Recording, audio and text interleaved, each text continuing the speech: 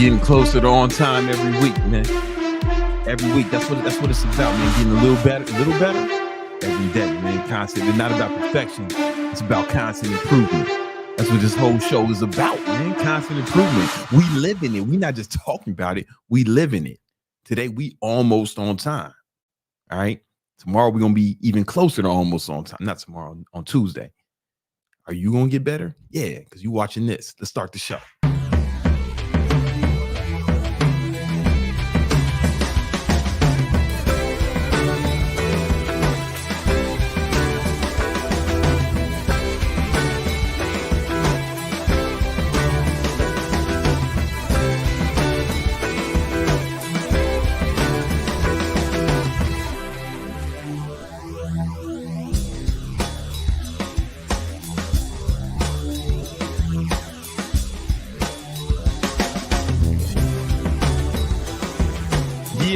Yeah. You know what it is. Episode 133 of that Victory Talk podcast. I am your host, Big Brandon Carter, King Keto, the king of ketosis, Keto Suave, y el jefe de ejercicio, Gymnasium Jesus. I live for your sins. All right. And I'm joined by the co-host / producer in Nima's absence. We got the homie Aiden up in here. You know what I'm saying? What's up? Straight from New Jersey. I thought Nima was from the worst place. What you got against New Jersey, bro? Oh man, it's just the smell. You know, you on that. We have that stinks. You on that I-95. We'd be like, "What's that?" Oh, we in Jersey. Yeah, everybody knows what I'm talking about. You probably immune to it. It's all good though. Man in the super chats and man in the chat, making sure that nobody gets out of pocket. Is Minovia, you know, my girlfriend. All right, she on the super chats, man. She gonna be reading your super chats, right? For some of y'all, it's gonna be the first time chick with big titty acknowledged you in a long time. You know what I'm saying? Long time. All right. And she's also kicking out the haters. Talk crazy, say anything crazy about her man. She's gonna rush to my defense and banish you indefinitely. You know what I'm saying? Straight out of here, man. You'll never be able to comment on anything of mine again for all your days, man. So don't get out of pocket. Let's just be cool. I'm here to help y'all for free. All right. And we got a lot we want to cover today. I want to talk about the skills you need to build a business. I'm gonna talk about all I'm gonna do a tier list, a ranking system, if you will, of all the skills you need to run a successful business. I'm well suited to teach you that, right? Because I've started multiple successful businesses throughout my life. And I'm gonna show you some of the skills you need, right? We're gonna talk about that, right? Then we also gonna talk about the best businesses to stop. I'm gonna start in 2024, man. Best businesses / side hustles. I'm gonna rank those too. So we're gonna have 2 tier lists. You know what I'm saying? And I'm excited to do that, man. But yo, man, first of all, we got a sponsor. We got 2 sponsors. I should have pulled it up, man, because this always takes forever. Hold on. All right. We got 2 sponsors. One is the newsletter called Big Money Methods. All right. You click the link in the description. Right? Sign up for this newsletter. It's free. Big Money Methods. And twice a week, you're going to get emailed articles with methods to help you get big money. Right? Dinero Grande. All right. Dinero Grande Metiones. Right? I speak a little Spanish. You know what I'm saying? Speak a little Spanish. Bilingual. All right. And so then they're all written by the homie Scene. I know he's supposed to be Sean, but I don't like the spelling of Sean, so I'm gonna call him Scene. All right, his mama spelled it that way, so that's what I'm gonna say, Scene. But he's one of our top copywriters, man. A fantastic writer, jack of all trades. And the homie Chris is one of my top salespeople and one of my top students in High Ticket Trainer, and he's writing articles. And of course, you got, you know what I'm saying, Gymnasium Jesus over here writing articles to help you, man. Three sales secrets that built my 7-figure business. You know what I'm saying? Come on, man. Fuck you mean? How come you ain't reading that, man? Fuck wrong with you? All you gotta do is click the link in the description, put your email in this little box right here. All right. And then you're gonna get that it's 100% free. All right.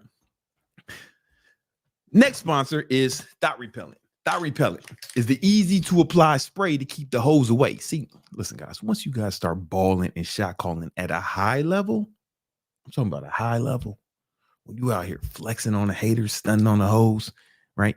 And you get your money right? I'm sorry, and you get you get in great shape. Because this kind of stuff we talk about, man, it's money, muscle, mindset.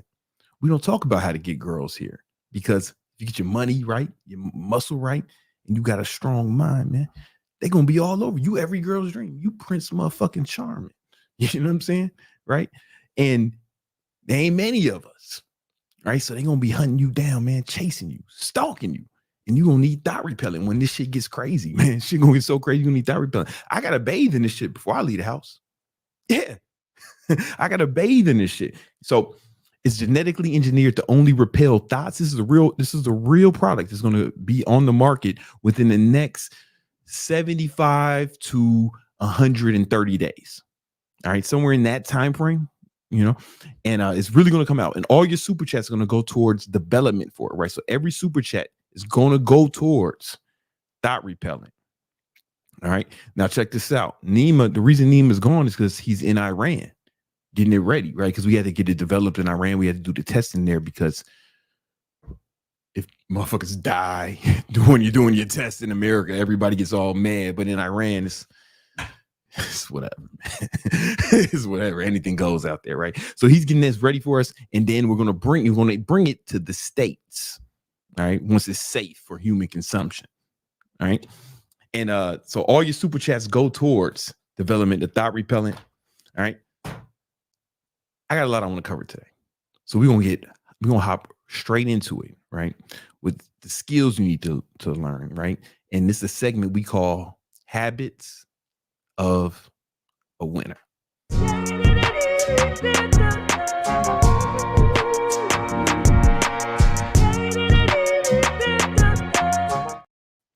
All right, in this video, I want to break down the skills that you need to build a successful business. I'm well suited to teach you these skills and to rank them for you, because over the last 10, 15, how long I've been doing business? Legal business. Because over the years, I've built several multi-8-figure businesses, right? And I've also coached a lot of entrepreneurs and helped them build their business as well. And I'm going to rank the top skills you need to build your business. All right. I got this tier list set up, you know what I'm saying, with this software. And I got all the skills I think you need, right? That's skills you think I need. All right. So we're going to start with the granddaddy. Oh, and here's the ranking system. It's balling out of control, right? That's the most important one, right? Then baller. It's important. Not the most important, but it's important. Still critical. Good. It's like, hey, man, it's good if you have this, right? Okay. It's like, hey, it's fine. And then BS, like bullshit, you know, like astrology would be in this category. All right. So we're going to start with the number one skill. I'm not going to waste your time. We're going to skip the foreplay and go straight to the penetration with sales. Sales is balling out of control. Here's the thing about business. If you don't make sales, you don't make money, right? Sales are the lifeblood of a business, right?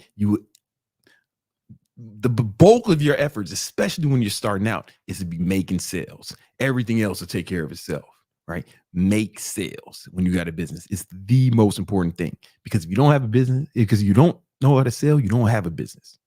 If you're not making sales, you don't have a business. You have a hobby. All right. All right. So you got to make sales. In fact, in my organizations, I always look at it like this. I look at it like, you good on this? All right, cool. I look at it like sales. I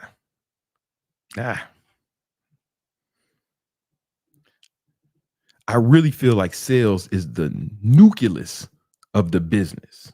All right. And then all the other departments work for the sales team. Right. So it's like some of the departments like marketing. Right. And when I'm on the marketing meetings, I'm like, how do we get our sales team more leads? But also, how do we structure our marketing so it makes the sales team's job easier? Right. And then, customer service or fulfillment. Right. I feel like they work for the sales team. They have to do a good enough job satisfying the customer. Right. So the sales team gets testimonials. Right. And the sales team can use those testimonials to make more sales. Right. And if somebody's on some sort of payment plan, we need to make sure that they're successful and they're satisfied with their product. So they keep paying the sales team. Right. So I really feel like sales is the nucleus and everybody works for the sales team. That's how my mind works. Now, I have a bias because I've been doing sales for 25 years or so. And I started off as a salesperson, right? So I have that bias, but I really think it's important. Also, sales, if your sales team is good, right, it covers up a lot of sins. For example, if you're running ads to a particular product or service and you have a sales team taking orders, if the sales team is converting at a high rate, then the ads don't even have to be that good. Like I remember when I first started running ads, I wasn't good at first at running ads. Like my cost per lead was trash. Everything I was doing on the ad side was kind of trash. But I figured, man, as long as I get enough leads, I know that my close rate is high enough that I can convert them profitably.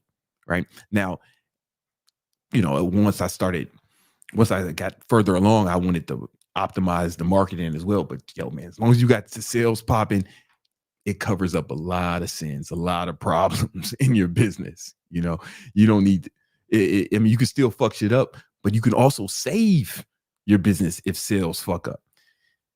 I cannot tell you how many times I've been in business and it's like, fuck, I don't know what we're gonna do, man. We're gonna make payroll. Like a long time, are we gonna have the money to pay everybody? And I was like, fuck, man, I just went on a sales rampage and said, man, give me every lead you can. Let's go. And I just started calling up leads, calling. And I literally saved different businesses multiple times with the sales. And the cool thing about sales is if you are good at sales, this is if you're in business or if you're just a salesperson, right?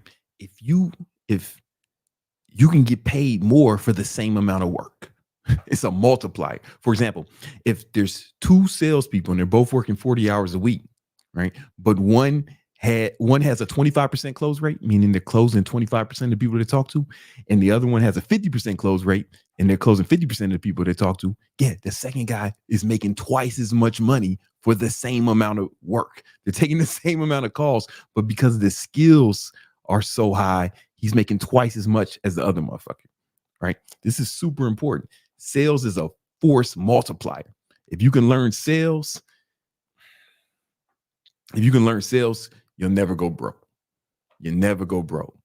For example, I have a lot of confidence to take risk, financial risk, and to go super hard and maybe go out on the ledge sometimes, because I know no matter what, if everything falls down, if business fail, shit just falls apart, I can just do sales and make just as much money as I am now. I call up one of my homies who has an offer or something. I'll be like, let me do your sales, right? Or I'm at the level now, I'll be like, let me run your sales team, and I know, or let me train your sales team for a percentage of commission.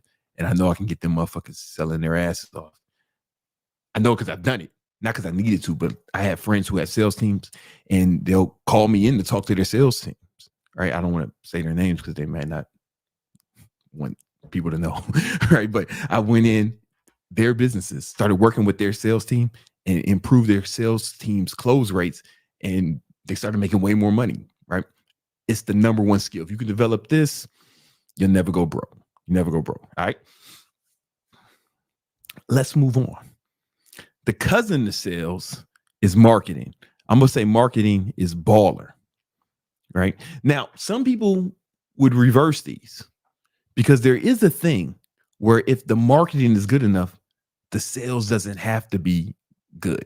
Right? If your marketing is really, really good, you don't have to be a good salesperson. For example, if The Rock wanted to sell online training, like he was going to, hey, I'm going to train some people online, he wouldn't have to get on a sales call with you or on Zoom with you. He just say, hey, I'm offering online training, link in the bio, and he wouldn't have to have no copy on the page or no cool sales letter, just a fucking buy link, and that shit would sell out, right? Because he's the most famous actor on earth right now, and he's marketed himself to a point where he doesn't have to be good at sales, right? The marketing is so strong, right?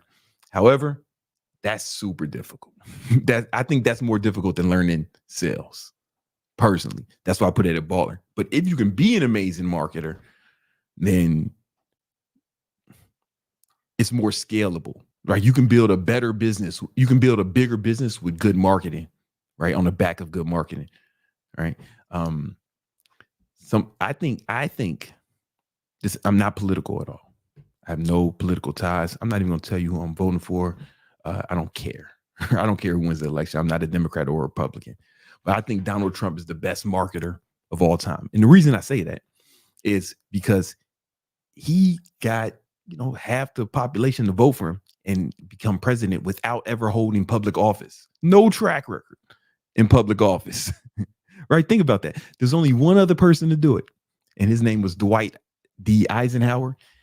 He had to kill Hitler and save the world, right?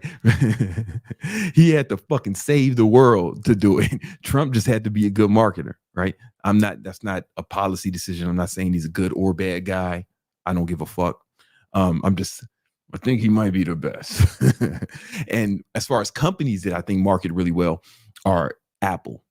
Apple's probably the best in my opinion at it. I know that because before the M1 chip came out, right, they were using Intel processors, which means the insides of the computers were the same as the PCs, but they were able to sell that shit for almost twice as much. You know what I'm saying? They were able to sell that shit for almost twice as much off the strength of marketing. Yeah, the operating system was a little different, but not different enough. I know because I used to build PCs, so I know how much. And it was just like, yo, these motherfuckers really got them to pay twice as much, right? For the same shit.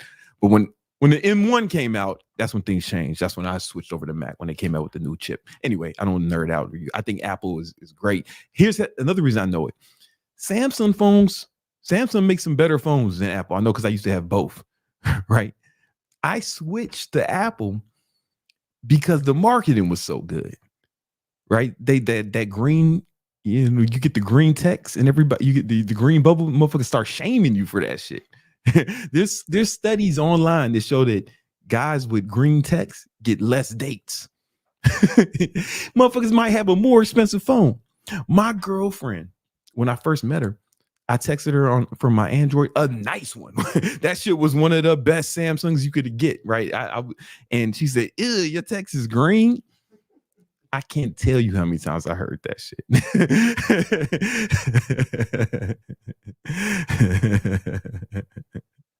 And they, listen, I switched iPhones. I switched phones for that ass. That's marketing, baby. That's marketing right there, man. You know what I'm saying? All right, let's move on. We're going to go with financial management. This is very good. It's important. You know what? Hold up. Financial. I'm going to put this as a baller, like financial management in accounting. It's super important. It's fucking critical. You got to be able to really manage your finances, manage the books. And because if you don't do that, you can fuck around and make a lot of money and really fuck shit up still and still go bankrupt. You know what I'm saying? I've known people who've had record years in their business and ended up losing money because they didn't know how to manage their finances, right? And I've seen it stifles growth of organizations. I've seen it take down organizations, right? Because they just didn't manage their finances appropriately, right? I learned how to do accounting in college. I don't really know how you're going to learn accounting without going to college. I'm sure you can some kind of way, but I was lucky enough to go to college. But it's super important, and you could hire someone to do it, but they can also rip you off. You know what I'm saying? Like, you got to be on top of your shit. And even if you do hire someone else to do it, like I do the accounting for my business, the day-to-day stuff, but I hire people to do like taxes and shit like that. But I'm still looking at every transaction every day, categorizing it. And I know exactly what's going on with my business and my money. All right. Let's go with the next one. I want to pick project management. This, where do I want to put this?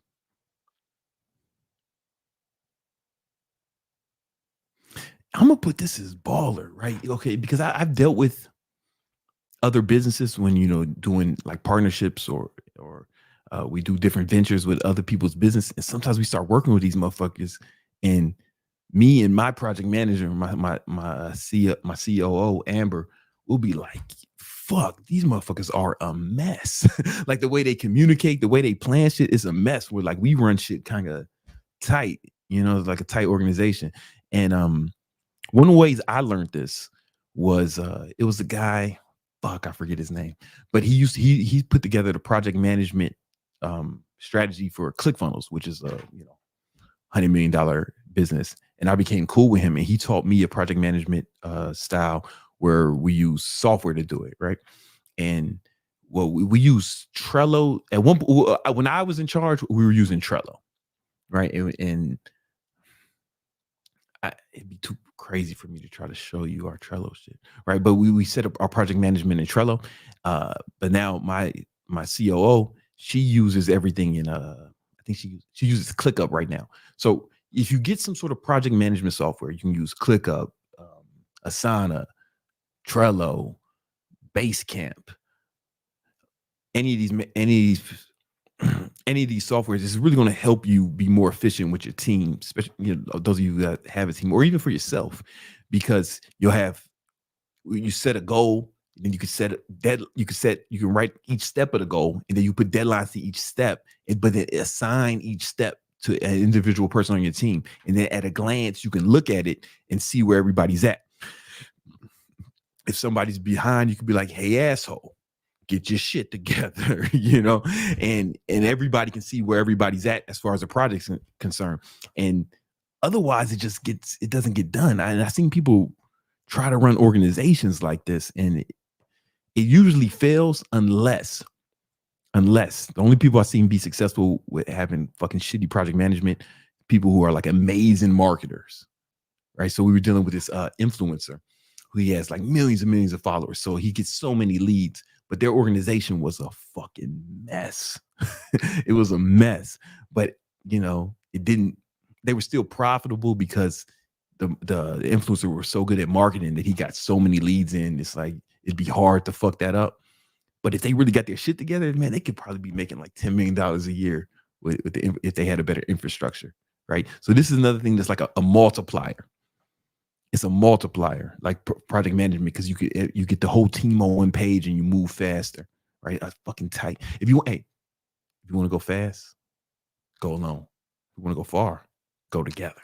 But everybody got to be on the same motherfucking page, and everybody got to be moving. You got to be able to see where everybody's moving and be able to manage that shit. It's super important. All right. The next, I want to get to a different tier right quick. Negotiating. I mean, listen, it's good, but I think people oversell negotiation, right? Because I had got really good at negotiating. I studied it, read a lot of books, and if you're good at sales, you end up being good at negotiating. But there's a point of diminishing returns with negotiation. you can negotiate so well that you can get exactly what you want out of the negotiation. But somebody who you're doing business with, they don't get enough. And if they don't get enough, they're not incentivized to work hard and they start half-assing the project, right? So it's almost better.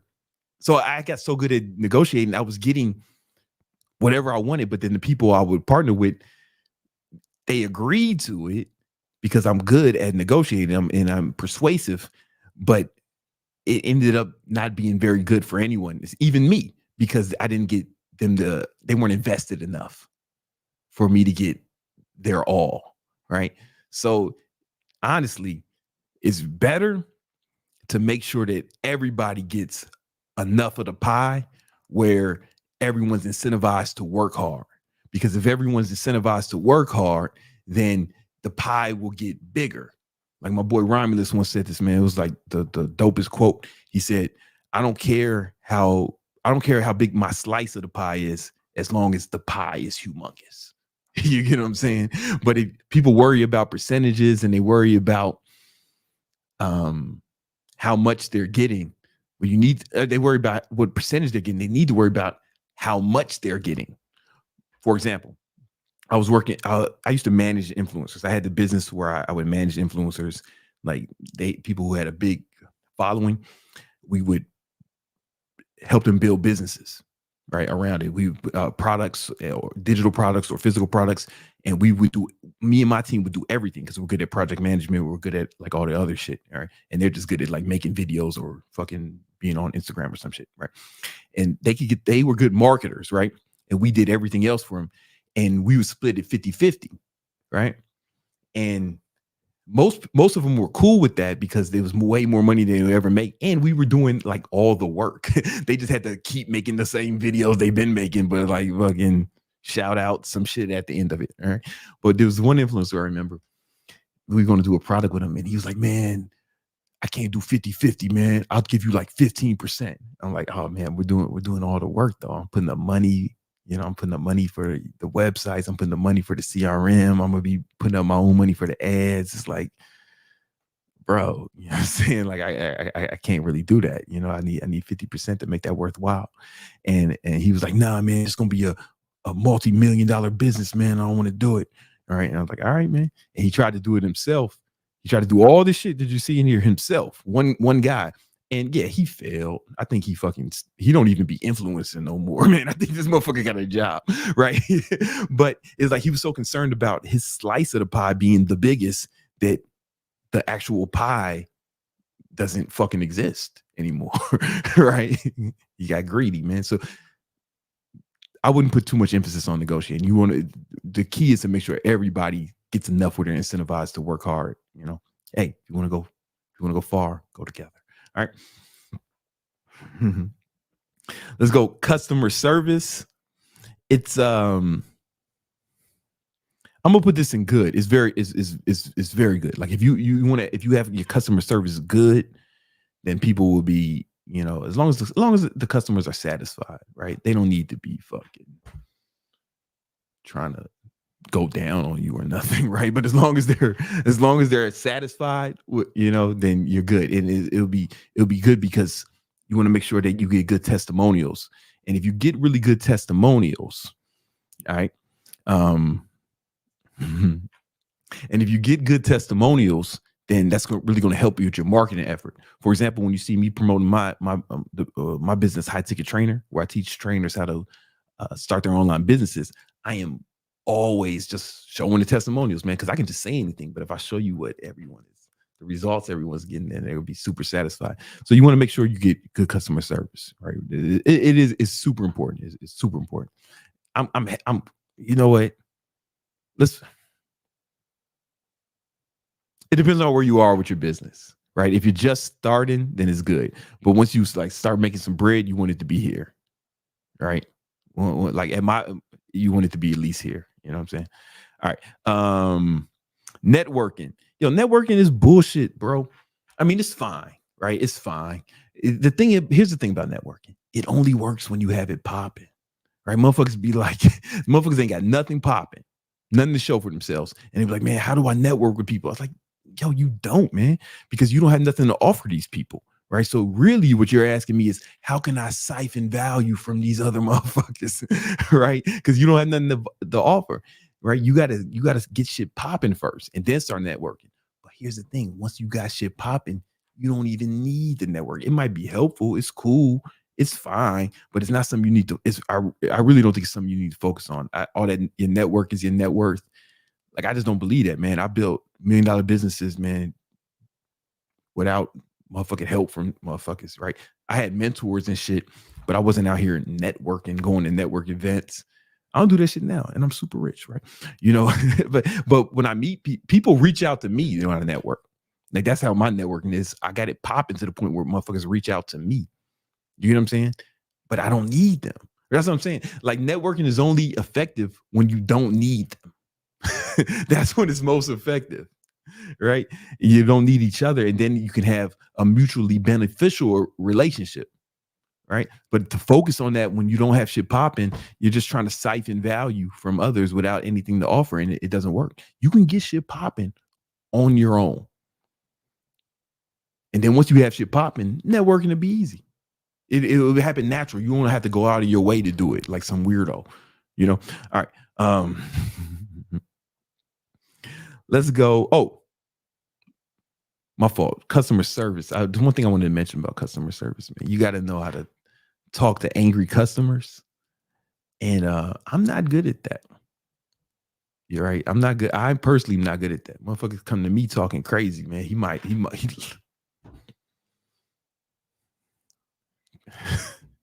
That shit don't really happen to me, right? You know, but I guess it happens to some people sometimes. But nah, people know who they can fucking talk crazy to. You know, I don't believe I give the impression that I am one of them. I don't believe people look at me and believe, yeah, man, the 6'2" black guy who's 210 pounds. Let me start yelling at him. You know, anybody, you know, I think self-preservation may outweigh their anger under those circumstances. But you might have to deal with an angry customer. I don't think the customer is always right, man. If somebody yells at my fucking staff or somebody gets crazy with my staff, yo, we just kick them out. We just kick them out, man. You banished forever, man. We don't ever want to talk to you, man, because you don't get to my employees, you know, the people who work with me, man. Like, I feel like I'm how do I put it? It's like, yo, that's my team. Like, that's my team. Like, if we were playing basketball and you got in my fucking point guard's face, I might fucking fuck you up, you know? Like, like, that's what I used to do when I played basketball. Somebody got in someone's face on my team. It's like, oh, I'm about to get ejected. Let me go get ejected right quick. You know what I'm saying? Let me go get a flagrant 3, you know, foul. Because I got to set a precedence out here. All right. Yeah, so I don't deal with that shit. And that's a part of leadership, which we're going to put in balling out of control. Like, yo, leadership is super important. But you want to think about it the way I think about leadership may be in contrast to the way a lot of people talk about it. Like, I hear people talk about leader. Yo, I'm a boss. All that shit. It's like, you ever see the birds flying in that V formation, right? When they're doing their migration. The reason they do that is because the bird in front is working harder than all the other birds, and the aerodynamics of the bird formation makes it easier for the other birds to fly, right? But the one in front, what do you call somebody who's in front? Leader, right? They're in the lead. They're the leader, right? The leader is working hardest. So my employees, I feel like I work for them. I don't feel like, oh, they work for me, I'm the boss. No. I work for them. And it's a responsibility that I don't take lightly. You know, like, these motherfuckers' paycheck, these motherfuckers' livelihoods depend on me. Some of them got kids and stuff, right? You know, if I fuck up and that kid's dad doesn't eat because I fucked up, right? It's like, I'd feel like shit. Like, I work for the employees. My job is to make their job easier, to help them succeed and put them in the best position to succeed, right? You ever see like a really good, you used to watch the greats, especially in the NFL, like the quarterback's like the leader of the team, right? And when they win the game, man, the greats, they never be on there. Yeah, I'm that nigga. Can't nobody tackle me. Every time I throw some shit is dope. The only reason we got them interceptions because that bitch nigga couldn't catch. He ain't run his routes right. He a fat. He a bitch. He ain't run his routes right. You know what I'm saying? The offensive line, they suck. No, they never do. The Patrick Mahomes would never, right? When they lose, he says, "Yo, it starts with me. We got to do better. It starts with me. I got to put my guys in the best position to succeed."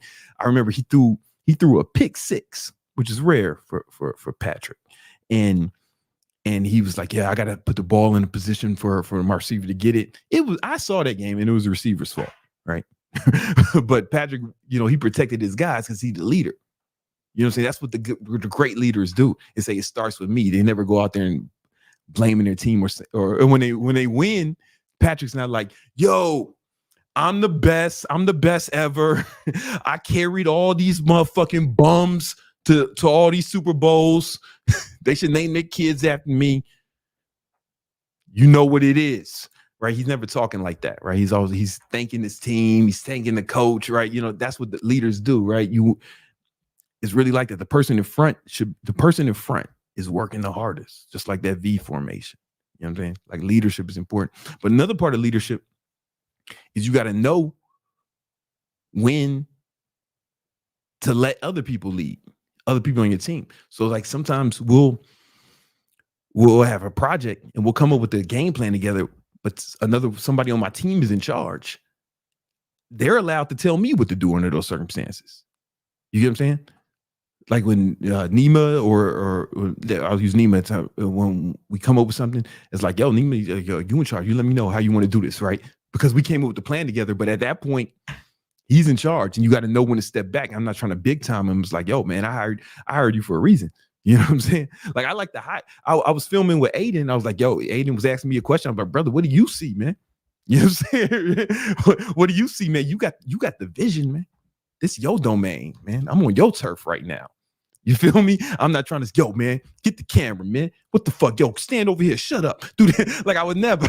I was like, "Yo, man, what do you see? What do I need? Can I do it better?" Or I remember we filmed some, Aiden told me to do it better. I was like, "All right, I did it better," right? Because I gotta trust him. I gotta trust the people I lead to do their job. You know what I'm saying? Like, honestly, on some real shit, I don't hire people to tell them what to do. I hire them to tell me what to do. You know what I'm saying? I hire people to tell me what to do. Because presumably they're better than me in the domain I hired them for. You know what I'm saying? So a lot of times it's not lazy, but it also takes some pressure off me if I did a good job hiring and I trust in people. It's like, "Hey man, you tell me, what do you see? What do you want to do?" You know what I'm saying? Like, you feel me? That's a big part of leadership, but not everybody can do that. Sometimes people got to micromanage. They got to be in charge of everything, and it's difficult for them to go far under those circumstances. I've seen it a lot.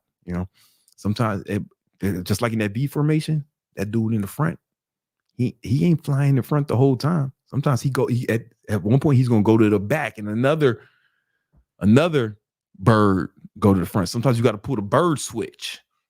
Sometimes you got to pull the leadership bird switch, right? So when me and Aiden out filming, and he sees, we got the game plan, all right?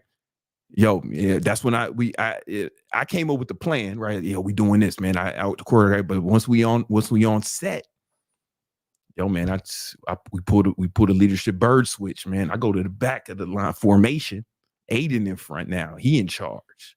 You know what I'm saying? We filmed a video and he was like, "Yo, we need another shot. I'm gonna ride this." He was riding an electric skateboard filming us while we was driving the car.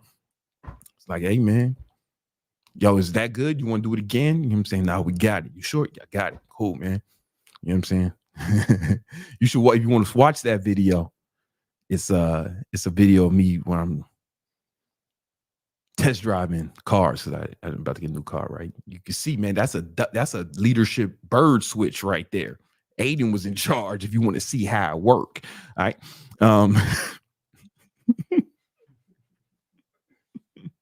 But you got to be able to hire good. All right.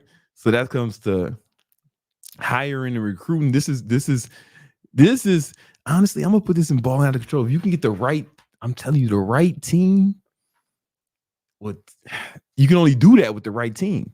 So initially, when I first started my business, we had I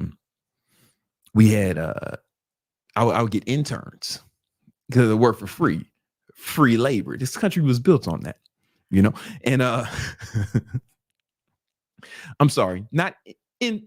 If you are the Department of Labor, they were volunteers, right? They're people who volunteered to work for me, right? And if they did good after a while, then we would actually offer them a job.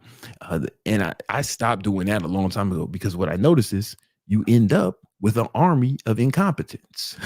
These motherfuckers don't know nothing about nothing, right? You know, and sometimes you get what you fucking pay for, right? And these motherfuckers didn't know nothing. The majority of them, you know. And yeah, that's why now we hire people who come with a skill set. Motherfuckers got to be good.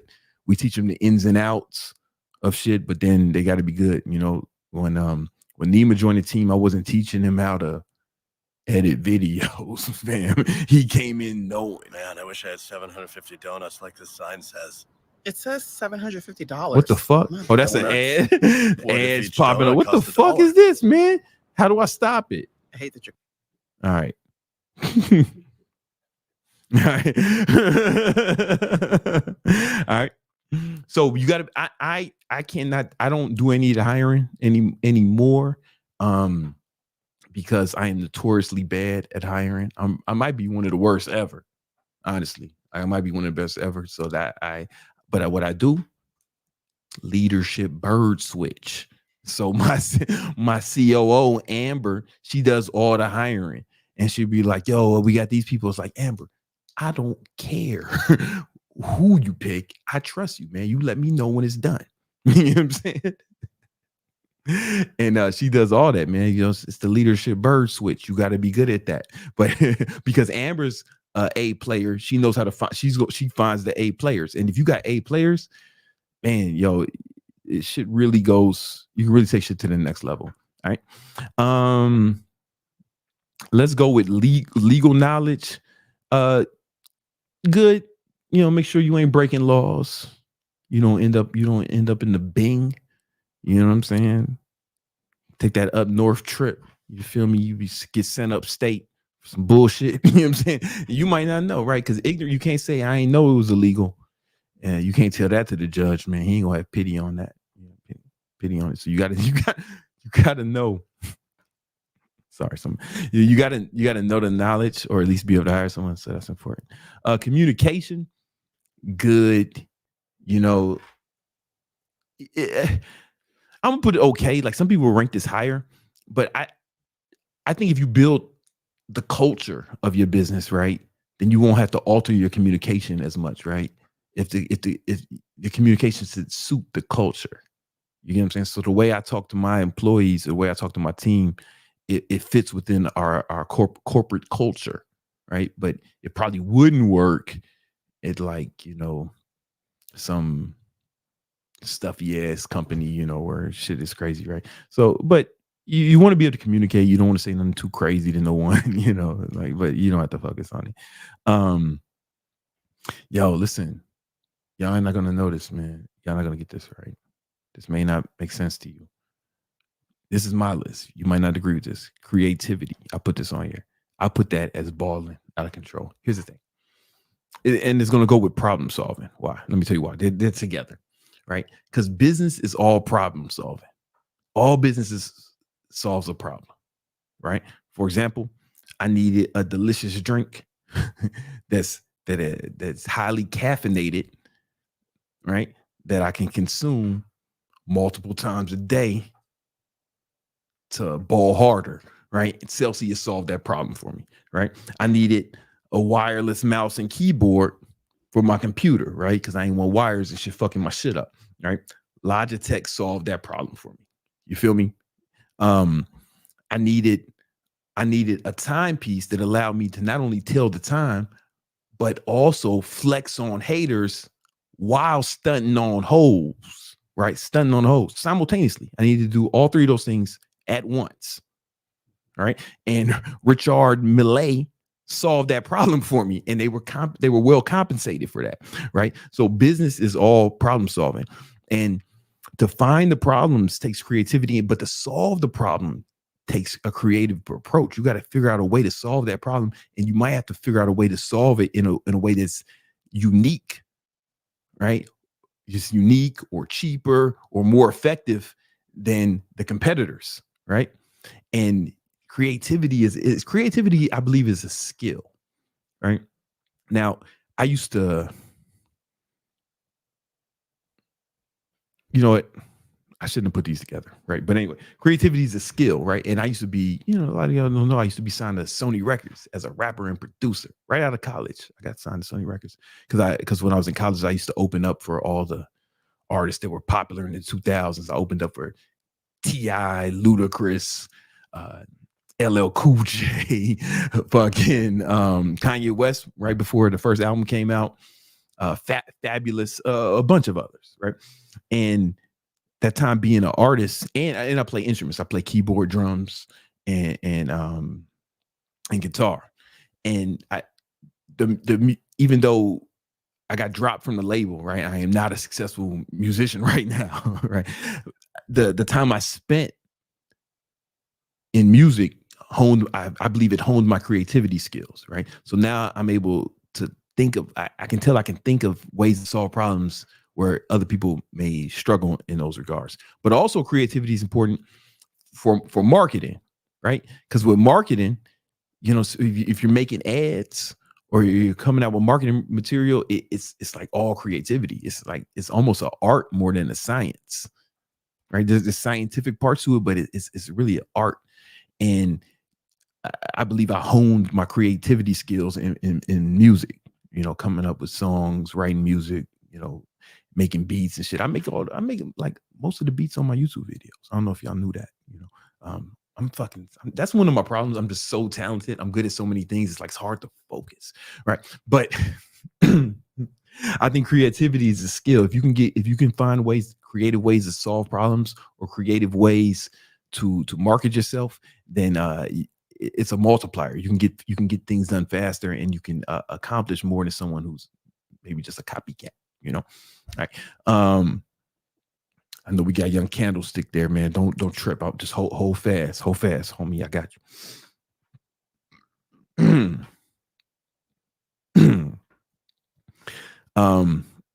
Excuse me. Operations management. This is really good. It's really important, right? Being able to just manage all the parts of the business, making sure that everything operates smoothly. I'm not great at that, but that's why I have Amber, Chief Operating Officer, right? She's in charge of that shit. I'm the CEO, right? She's Chief Operating Officer. But it's very important because it's almost like she runs the business. Like, I help come up with the plans, but like, she, from the technical aspect and working with the people, she's running everything else. At this point, at first I did everything, but once I got her to do it, it's like, okay, that freed me up to focus on the other parts of the business, right? And it's super important because the business runs so much smoother now. Human resource management. This is HR. This is it's okay. It's good. It's okay. I can't speak to it because Amber does all that shit. Again, I'm not the person hired, but it's okay. It's very important. Maybe it should be higher, right? Decision making. Good. You got to be able to make decisions, man. Especially if you're going to be a CEO, you got to be able to make decisions, and you got to be able to be decisive when you're making those decisions. If you can't do that, sometimes people get stuck from analysis of paralysis, and they don't go, paralysis of analysis, and they don't really make moves, or they make moves hesitantly or timidly with too much trepidation, and they don't really get shit popping as a result, right? But there's also risk management, right? So I'm gonna put this here, risk management, right? Everything's a risk. Even doing nothing is a risk, right? And you got to be able to weigh your risk. And the way I do it is I think about when I want to take any risk in business or in life, I ask myself a few questions. One is, what's the worst that can happen? And I don't try to make it feel better. I don't try to sugarcoat it or make it better than it seems. I like, what's the worst that can happen? I'm like, the absolute worst, right? And then I think to myself, okay, can I handle that?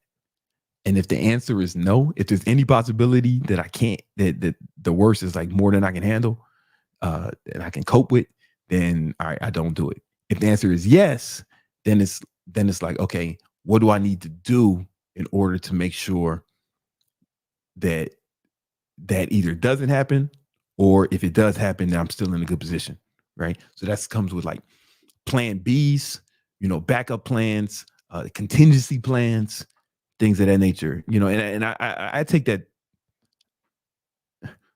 People think that I'm super brave and risk adverse, but reality is I'm super cautious, but because I go through that protocol,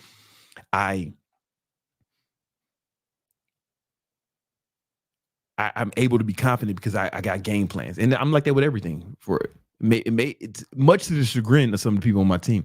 I remember we had to do an event in LA a few years ago, and I made sure my team brought backup cameras, backup hard drives, and a backup computer. Right, we just had a backup for everything, and then it was extra expense, and it was more arduous than it needed.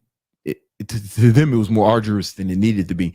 And at the end, I remember my boy Brian was like, "Man, you made us bring all this stuff we ain't even need it." And I was like, "Man, yeah, but I wear my seat." That's like saying, "Man, you wore your seatbelt and we ain't even crash." You know what I'm saying? Like, man, yo, that's like me saying, "Man, I had life insurance 10 years and I ain't even die." Like you have insurance. I think of these things like insurance. So like, I don't plan on the worst happening, but I have a plan if it does happen. I have a contingency, right? I have a fire extinguisher in my kitchen, right? I don't plan on burning the motherfucking kitchen down. You know what I'm saying? I think the likelihood is low, but in the event that motherfucker burns down, I got a game plan. You know what I'm saying? You feel me? It's like I'm like that with everything. Like pretty much every move I make, I really think about what's the worst that can happen, but not even what's the worst can happen, like first order consequences, right? What's the worst that can happen immediately? But then what's the result of that? That's second order consequences. Like, what would that mean? And then third order consequences, like what would that mean? As a result, for example, we got one thing I used to here's an example. I can't think of an example. All right. You want to take first order, second order, and third order consequences, right? And then this one is offers, how to make offers, right? So basically, I think this is like baller, super important.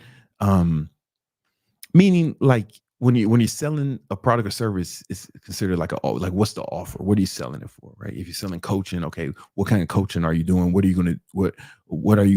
going to give the client? And for how much? Like, how do you structure the offer?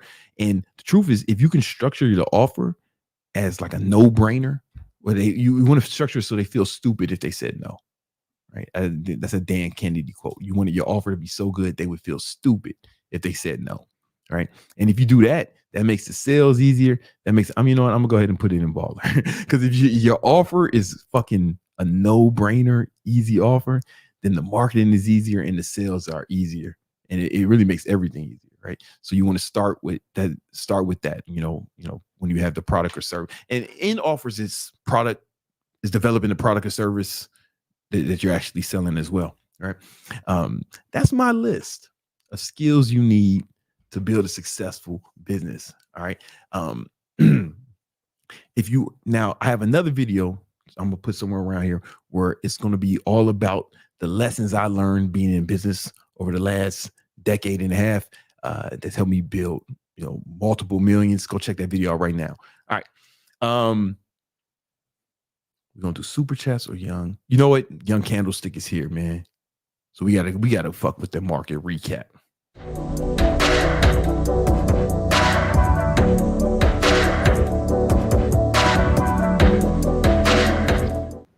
Yo, Greg, Young Candlestick, what up?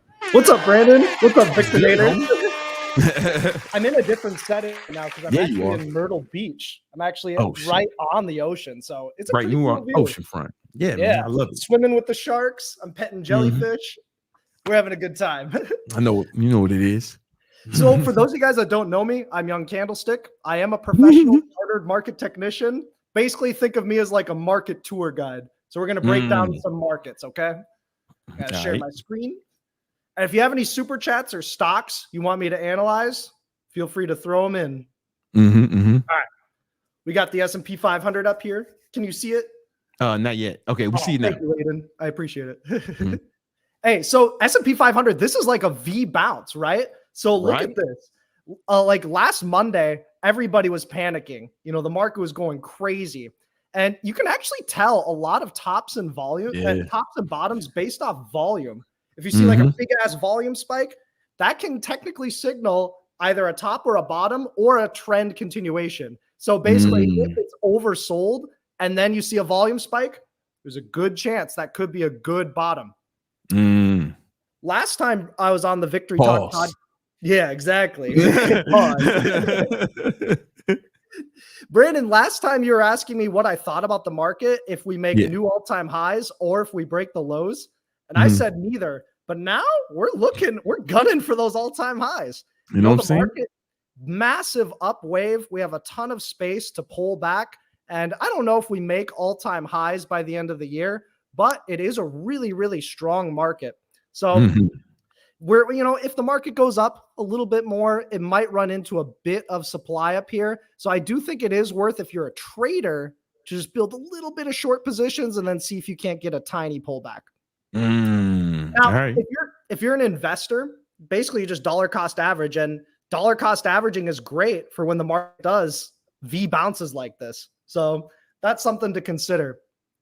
Brandon, I want to give you props as well. You called out the XLF bullishness. Yeah, I did. Didn't I say it? I was going to ask you, but I was like, hey, man, how come you're not fucking with my XLF?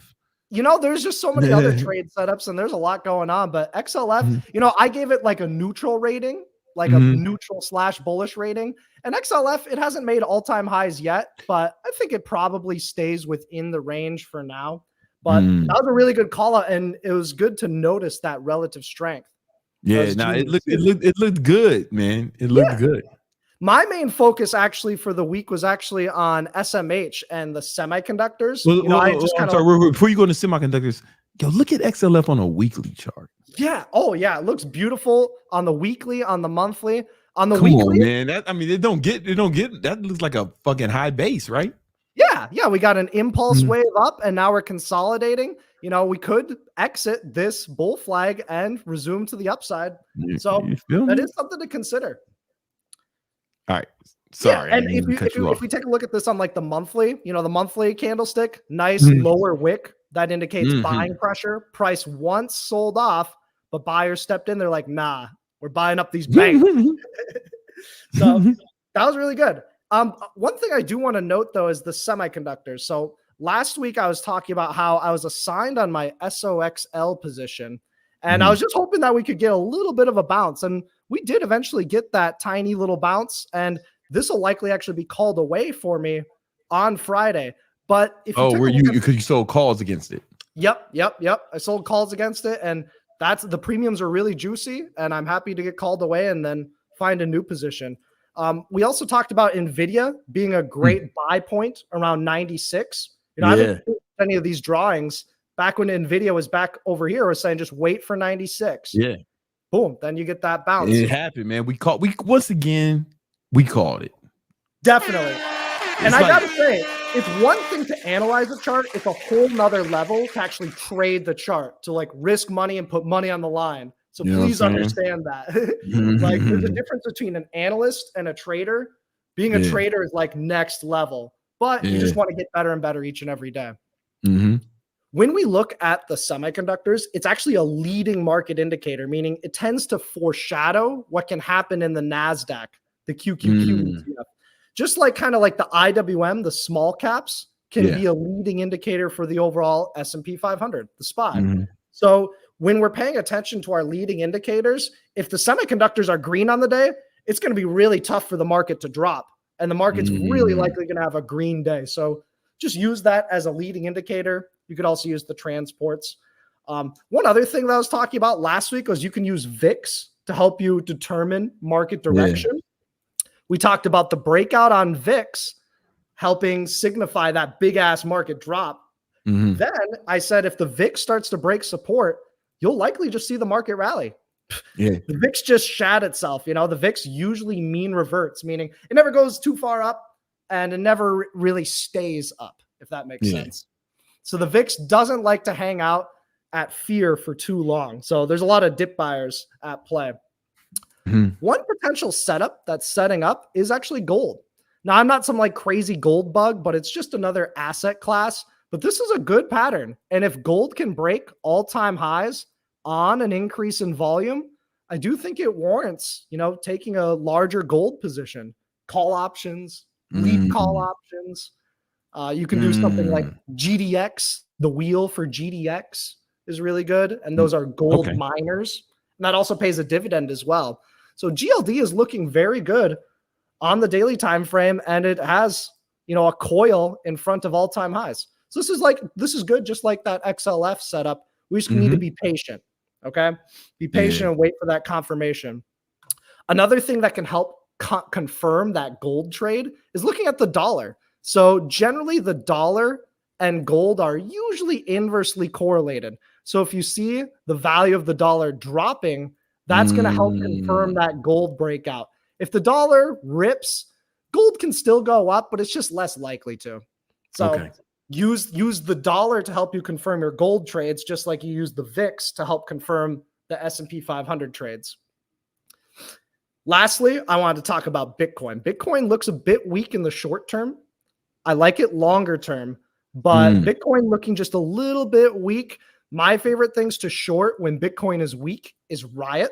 So Riot puts potentially could be in play if you're one of those traders that likes to buy put options. This is a low base, bear flag, could break down. I'm not saying it has to or it's going to. I'm just saying, hey, set an alert and take a look at the chart.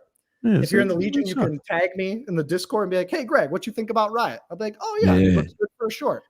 Make sure y'all join our Discord, man, because we in there talking about stocks, trading, and a number of other things. I got free courses in there. I got a baller mindset course. I got a free workout course. I got mad shit in there. We in there all the time, man. Victory Unit Discord, a link in the description. Yeah, and you also go live on Wednesdays, like once a month, and that's awesome. Yeah, I go that's live really in there, man. Yeah, once a month. Yeah, we got to promote it more. Hell yeah. Yeah, but I go live in there just Q&A. Yeah.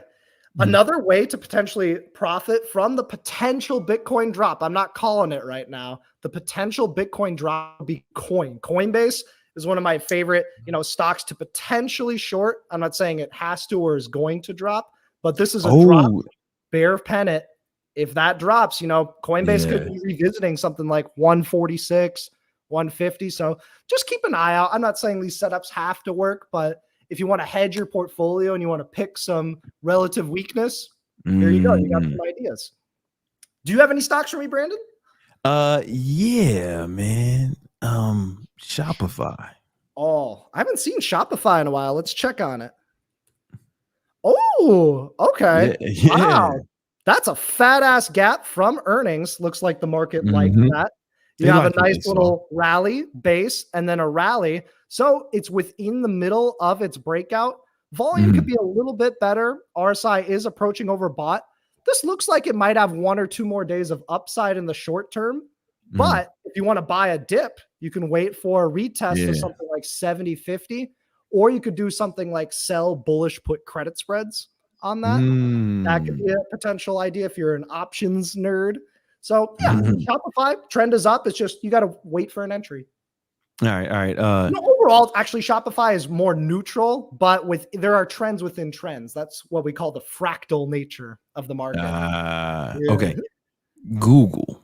Oh, Google is still my largest holding. I just don't sell, but Google's looking a bit weaker in the medium term and the short term. So I think Google potential iron condors are actually in play. Sounds crazy. Yeah. So that just means you profit if the stock doesn't go too far up or too far down. You profit the most if it stays within a range for whatever period of time you set that iron condor towards. All right. Iron condor is my forecast for Google. Starbucks. Oh, the Chipotle CEO is taking over, isn't he? Yeah. Yeah, Oh, what do you Chipotle think about that? They paid him $80 million. They paid him 80 million. They went and stole the Chipotle CEO because he turned that company around. And they paid him $80 million, over $80 million, and then the stock just ripped up after that. Holy shit. And the Chipotle CEO, he took over when they were going through that like time where they had food poisoning, where everybody was shitting themselves with diarrhea. Yeah, right? yeah. Something to that effect. Yeah. Yeah, he saved your asshole. Okay. So Yeah, he did. So Starbucks, this is a bullish pennant. So, this is a super simple setup. Bullish above in the short term, above 96.19, bearish beneath 91.60. So what you kind of do is fill that gap, right? Yeah, you could wait for a breakup or a breakdown. I can take a look at prior levels too. There are a ton of gaps. Be mindful that it is a bit overbought in the short term. Remember, all the buyers over here that got dumped on this earnings report. They're going to want to sell when they get us up there. Yeah, they might. But the thing is, it doesn't mean that Starbucks can't be a buy on a dip. Maybe like 83.63. Maybe something like 87 or 90. I think what people don't realize about Starbucks is that it's another place to work. So like I like to go to Starbucks sometimes and just like trade and like work and like help out with the Legion. So it's kind of like office space if you think about it. People do be working in Starbucks. Yeah. So yeah, that's my thoughts on it. Watch that pennant. Can we finally short SD? I've been asking you for weeks, man. When can we short SD? Etsy? Etsy. Yeah. Let's check it out. When can we short it? Ask why. This one kind of set up underneath like 69, got a little bit of downside follow through, then kind of rallied. This is kind of all over the place. This is tough to kind of like predict to get your entry. One thing I would be cautious of is the RSI is making equal lows, and the RSI is really just a momentum indicator. So it's basically telling you, hey, we're making new lows in price, but the momentum is just kind of holding off. That can sometimes lead to short-term pops. But I do think Etsy is a short the bounce type of stock. I think you just got to be patient with your entry, or just be a savage and go with like leap put options. You just got to grab the leap put option and then just hold. That's it. All right. That is a downtrending stock though, and buyers are trapped. Is this a long-term company? Not in my opinion. Okay. Axon Enterprises, AXON. Axon, this is actually a trade ideas long in the Legion over 330. This was really, really good. And you called this one out a while ago too. Did you? Yeah. Yeah. It looks good. It looks bullish. Like a high base. Does that look like a high base to you? Or yeah, it is a high base. Again, it's one of those things where it's like you're buying high and selling higher. The trend is there. It's kind of like the theme of the market. The trend is up, but you're buying overbought conditions. Yeah. I'd say take it hour by hour when something like that happens. Like look at the hourly trend if you're a trader. If you're an investor, maybe take a look at the fundamentals. Take a look at maybe a Morningstar report or some other reports. Do a little bit more fundamental research. I'm not a professional when it comes to fundamental analysis. That's for CFAs. I'm a CMT. Okay. MELI. Oh, Meli, Mercado Libre. Meli. Yeah. This one's kind of like what? The Amazon of Mexico? Something like that. Something like that. You know what I'm saying? This looks good. It's just, again, it's one of those things where it's breaking out. If you could get somewhere at the retest, like 1820, that's cool. I know that you were talking about trying to buy this a while ago. You were on top of this. It's on my watch list. Like all the stocks I asked from my watch list. I actually like Meli a lot more now that I've looked at the monthly. We are at that all-time high resistance, but true. All-time highs tends to lead to more all-time highs. So if it breaks that price of 2020, breaks it, holds it as support, hey, the sky's the limit. There's no resistance. Do we want a short crowd strike at the 200 day? CRWD, I'm glad we're still holding off on shorting this. We haven't shorted it yet. It's getting to that point though. This looks weak as fuck. This is fucking sad. Yeah, I mean, low ass volume. They're gonna have to pay out potentially a lot of penalties. Type in the chat if you had your flight canceled. And they have earnings July. That's a while from now. I'm sorry. Yeah. The earnings No, are August, on August 28th. August. Yeah. So, it's one of those things Mhm. where if you're willing to be a savage and take that trade that we talked about last week before earnings, not my style. I think there's some good day trades to be had on CrowdStrike after the earnings report. So just mark it down as a day trade. If you want to speculate, it's very unlikely to really get above that like 320 area for a long period of time. Okay. Yeah, All right. that's pretty much all I have to say, because the earnings kind of throw a wrench into it. You do have kind of like a rally base, a rally, but it's kind of just weak on low volume, and you got a weak ass doji, which signifies indecision It's looking after a trash, move man. up. Usually that means the trend can reverse. It doesn't have to. If you break above the doji, it can continue higher. If you break underneath the doji, it'll test lower support. All right. Yeah. Cool. Are those all the stocks that we have? Those are the main things I want to talk about today. You got 2 super chat questions. Oh, hell yeah. Let's bring them on. Oh, the HVAC podcast. Shout out to Little Candlestick. Straight G. Oh, thank you. Let's check out ASTS. All right. Let's check it out. ASTS. Ass and tits. That's what that is. Oh, yeah. Ass and tits. Tits and ass. I'm we got to go bullish on long ass this and stock tits. now. Yeah. We got to go long this stock now. That's a chunky breakout. Oh, Yeah, that's a real chunky breakout. This could have been like a rising wedge or like a rising channel breakout. The breakout on volume, RSI is kind of making a bearish divergence, which is kind of goofy because the price is fisting upwards. Like, geez. It's one of those things where you kind of want to day trade this one, but maybe not swing it because there can be large gaps in both maybe wait for a pullback. Yeah, the only pullbacks I could really see would be like around 24, or if you could maybe like check the options chain. The options chain expected move into tomorrow is $3.68. So if you could get maybe like a $4 drop lower, that is outside of the expected move. Most of the time, 2/3 of the time, markets and stocks close within the expected move. If you think of like a bell curve of standard deviation, nerdy statistic shit, then most of the time stocks do close with inside their expected move. So I'd say if it drops $4 and you want to take a stab at a dip buy day trade, cool. If you're a savage and you buy breakouts, you can buy a breakout and maybe sell if it goes up $3 or $4. It was up 50% today? Yeah, that's what I'm saying. Volatility's nuts. This shit is insane. Yeah, Space Mobile. It beat earnings. They beat earnings by 133%. Holy shit. And the move didn't even take place after hours. You had a chance to get in today. So notice there was an implied volatility crush after earnings. Most of the time when a company reports earnings, it'll shoot up or shoot down that moment. This was interesting because it started to break up today after the earnings, and it just kind of looked like a dud. And then it's just like, all right, let's go. Market's open. Yeah. Spam the market buy. This shit is insane. But it's like a few months ago, it was $1. Right. You know what I'm saying? Like straight up. A few months ago, this stock was $1. This shit was a penny stock.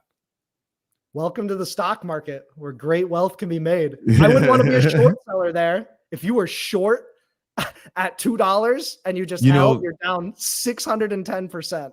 That might have been a big part of it because they were, it's been going, like if you look at it on a weekly, that shit has been going down. People were probably shorting it. And then they had to bankruptcy, and then shorts get caught. Bullish volume comes in. Look at the green volume compared to the red volume. That's telling you buyers are interested. It looks like they beat earnings and they got a short squeeze. Yeah, and that'll do it. And this does look parabolic. When things get parabolic, you got to be super careful. And halts can occur, and there can be like gaps within the halts because it goes up too fast, too soon. So that is something to consider on ASTS. Risky stock, there's also opportunity. If I was a buyer, if I wanted to buy this, I'd buy it like 1170 or something like that.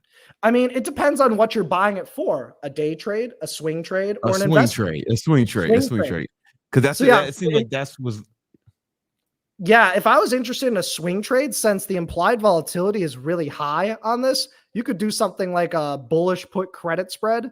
Maybe do something like sell the 24 put and buy the 23 put.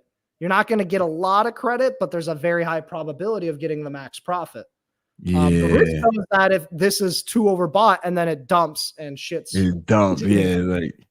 But it's one of those wild cards, and you got to be a good day trader, I think, to trade this one. Yeah, I'm looking at like that seemed like there was some form of resistance there at that like around that area from the pre-market or post-market. You know, you can draw as many levels as you want. You can go and do the Fibonacci from the low to the high if you just want some makeshift support and resistance. Draw low, go up to the high.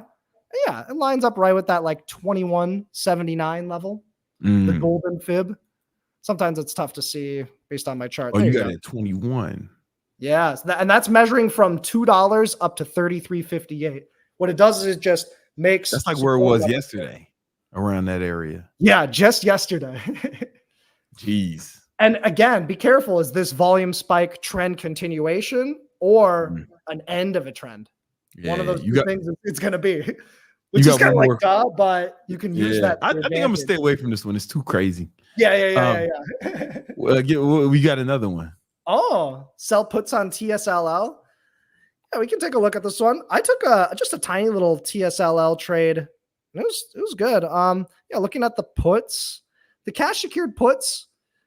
You know, maybe if you could, sell the 950 strike cash secured put, it's not paying out the most.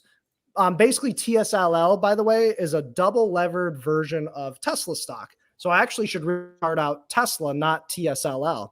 So you chart out Tesla. Kind of got this little ascending triangle that did pop. There's just a lot of gunk on Tesla. That's kind of the thing. Looks fucking ridiculous, bro. Yeah. I mean, like the Tesla's probably gonna, if you sold a cash secured put on TSLL, you're probably not gonna get assigned depending on your strike and expiration.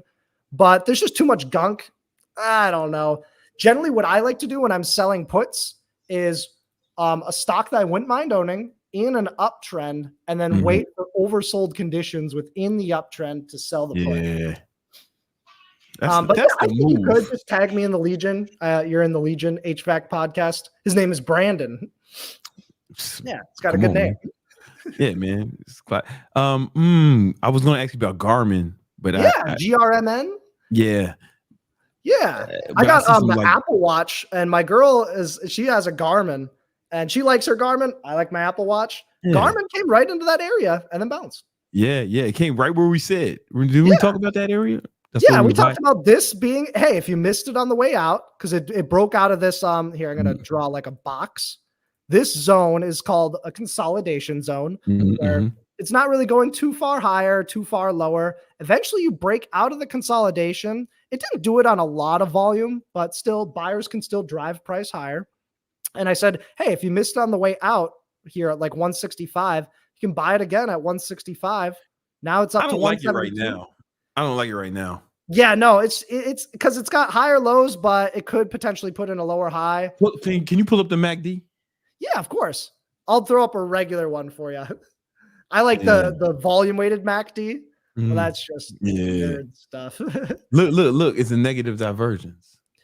Yeah, definitely. Yeah, if you take a look at something like this in terms of the peaks I don't of the like MACD. it. So this is similar to RSI too. You can kind of see that where the RSI makes lower highs, LH, but price is making higher highs. That tells you, maybe don't trust the uptrend. Maybe don't look to buy the dips. There's no volume. Yet. There's no volume on that coming out of that dip. There's no the volume going down. It's just kind of flopping around. Nobody's interested in selling, but nobody's really interested in buying. So it's kind of like at the mercy. What's that? Like looking at all these indicators and like, I don't know, man. Like that might be a short potential now. I would say maybe it's too strong. It's too strong of a stock. There are just better stocks to short. There's just better setups. You could take a short if it breaks maybe like the higher low trend right here. So higher low, higher low, higher low, higher low. Look at all these fucking hammer candlesticks. Jesus.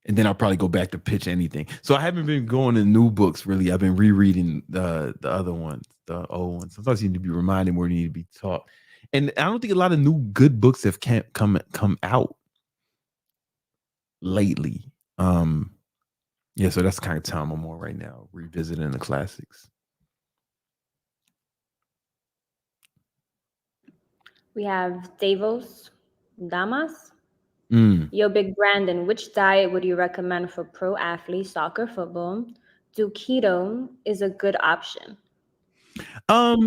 Potentially, right? You know, a lot of people say keto is not good for athletes, but some athletes do keto, right? And I'm gonna show you something. I'm not saying keto is the one, right? But it can be.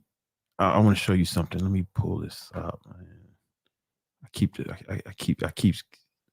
I'm the kind of psycho. I'm the kind of crazy person who keeps keto stats.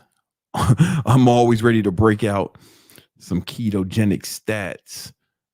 You know what I'm saying? So this is a study done. This is a study done. Keto adaptation, endurance, exercise. Basically, it helped. Basically, this study said that keto can actually help with endurance, within endurance, and actually prevent fatigue and recovery. The ketogenic diet. I know, man, it sounds crazy, right? But you know, listen, don't shoot the messenger. I know you guys all hate keto, but that's just like a study. I can bring up some more. Let me find another one, man, for these motherfuckers. I know a lot of people like to say the ketogenic diet lowers testosterone. However, here's a study that says it improves testosterone levels, right? And I was talking to my boy Dom D'Agostino, who's like one of the leading ketogenic researchers in the world, right, at the University of Florida.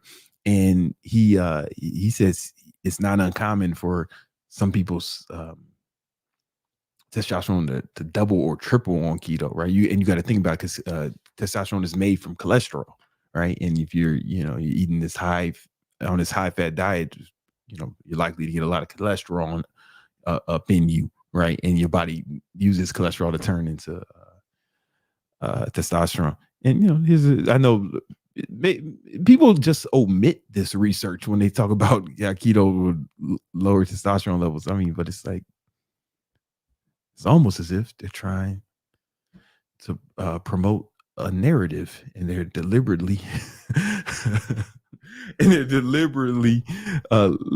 cherry picking research, right? The newest studies are saying that.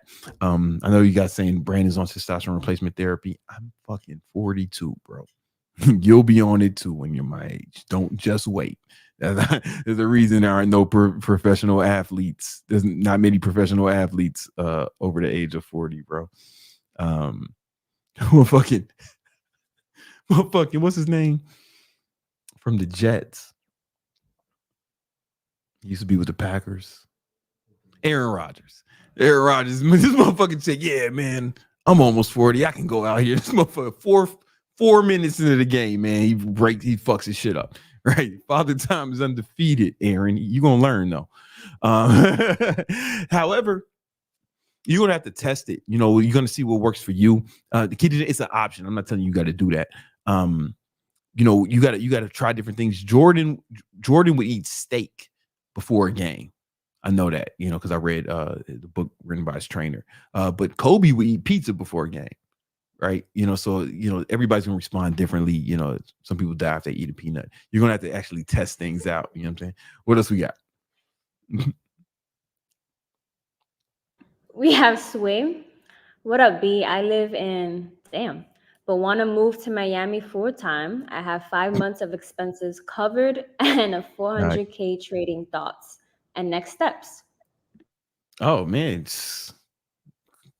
Welcome to Miami, man. What you waiting on, man? I don't know if you got to get a green card or if you got to get in a raft. I don't know what you got to do, man. But yeah, pull up. You know what I'm saying? I mean, I don't really know. You find yourself a realtor. You know what I'm saying? Come here, look at some places. Put an offer in on a place and let's get it. You know what I'm saying? Like, that's what I would do. Yeah, let's get it, man. Congratulations, man. Welcome to Miami. Welcome to Miami. All right. So, here's a few things you should know. The the people here drive like they're in the Caribbean right now, right? So you know, if you know what that means, you know what that means. You know what I'm saying? You got to drive defensively because everyone else is driving offensively. It's going to rain in the summer. It's going to rain for 10 to 15 minutes every day. And it's going to feel like fucking Armageddon for fucking 10 minutes. And then the sun is going to be shining. And there's whole apartment buildings full of women who are real estate agents, right? But you know, if you follow them online, they're never fucking looking at no properties or showing any properties. You know what I'm saying? This is super interesting how that works. All right. There's a few things you should know. Yeah, that's why I imported my girl, man. I brought her from New York. I literally brought sand. I literally brought sand to the beach. I got my own sand. I don't like this sand. The sand got chlamydia. I'm gonna bring my own sand. All right, what else? What other? We have Brian. Do you still do full body workouts, and how many days a week? I do full body workouts every day, man, and I take a rest day when life forces me to, but I do full body workouts every day. A lot of people say, "How do you recover?" The way I recover is I don't go to like failure. Right? I go to failure where it's like I can't do the exercise anymore. I can't do any more reps with perfect form, right? And that's when I stop. Right. So that way it allows me to be able to train every day, because you got to think about it. When you start cheating with your form, it's the muscle that you were trying to work did fail, and you got to start cheating to use other muscles. Right. You know what I'm saying? That's what cheating is. So you're doing a bicep curl, you start leaning back or lifting your elbows up, your bicep has failed. Right. So you're using other muscles to support, right? And that's cool if you're training, if you're doing biceps once a week, you probably should get it in like that. But if you're training every day, you don't need to do that. And you know, I started doing this shit after I worked for the moving company, because like, oh, this is a full body workout every day, and I'm fucking fine. And I just started doing it. And you know, pro athletes, you know, I train guys who are in the NFL. They're not doing arm day, chest day, right? They do full body workouts every day. And then fucking practice is a full body workout, right? You watch a gymnast, you see the Olympics? You see how strong the motherfucking dudes are? Pause, right? You know what I'm saying? That their fucking routines are full body workout every day. Your body will adapt to anything you throw at it. You know what I'm saying? All right, we're gonna get into the next segment. And this is, hold up. Let me get out of here. Make sure I gotta. Oh, all right. I'm gonna have to run through this shit. This is a segment we call Real Talk.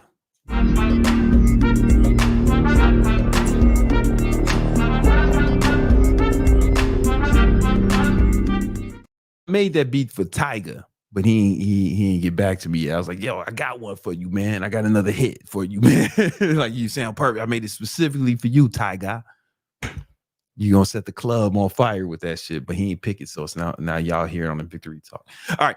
In this video, I want to break down the top businesses to start in 2024, right? Top businesses or side hustles you can start based off. And my criteria is going to be profitability, scalability, and barrier of entry, right? And I got a little tier list for you. You know what I'm saying? The first one is the best one is going to be balling out of control, right? The other one is just, it's balling. The other one, this is good. It's not balling, but it's good. It is okay. And then it's trash. All right. So let's get into it. What does this say? I can't read this shit. Oh, okay, whatever. Let's go.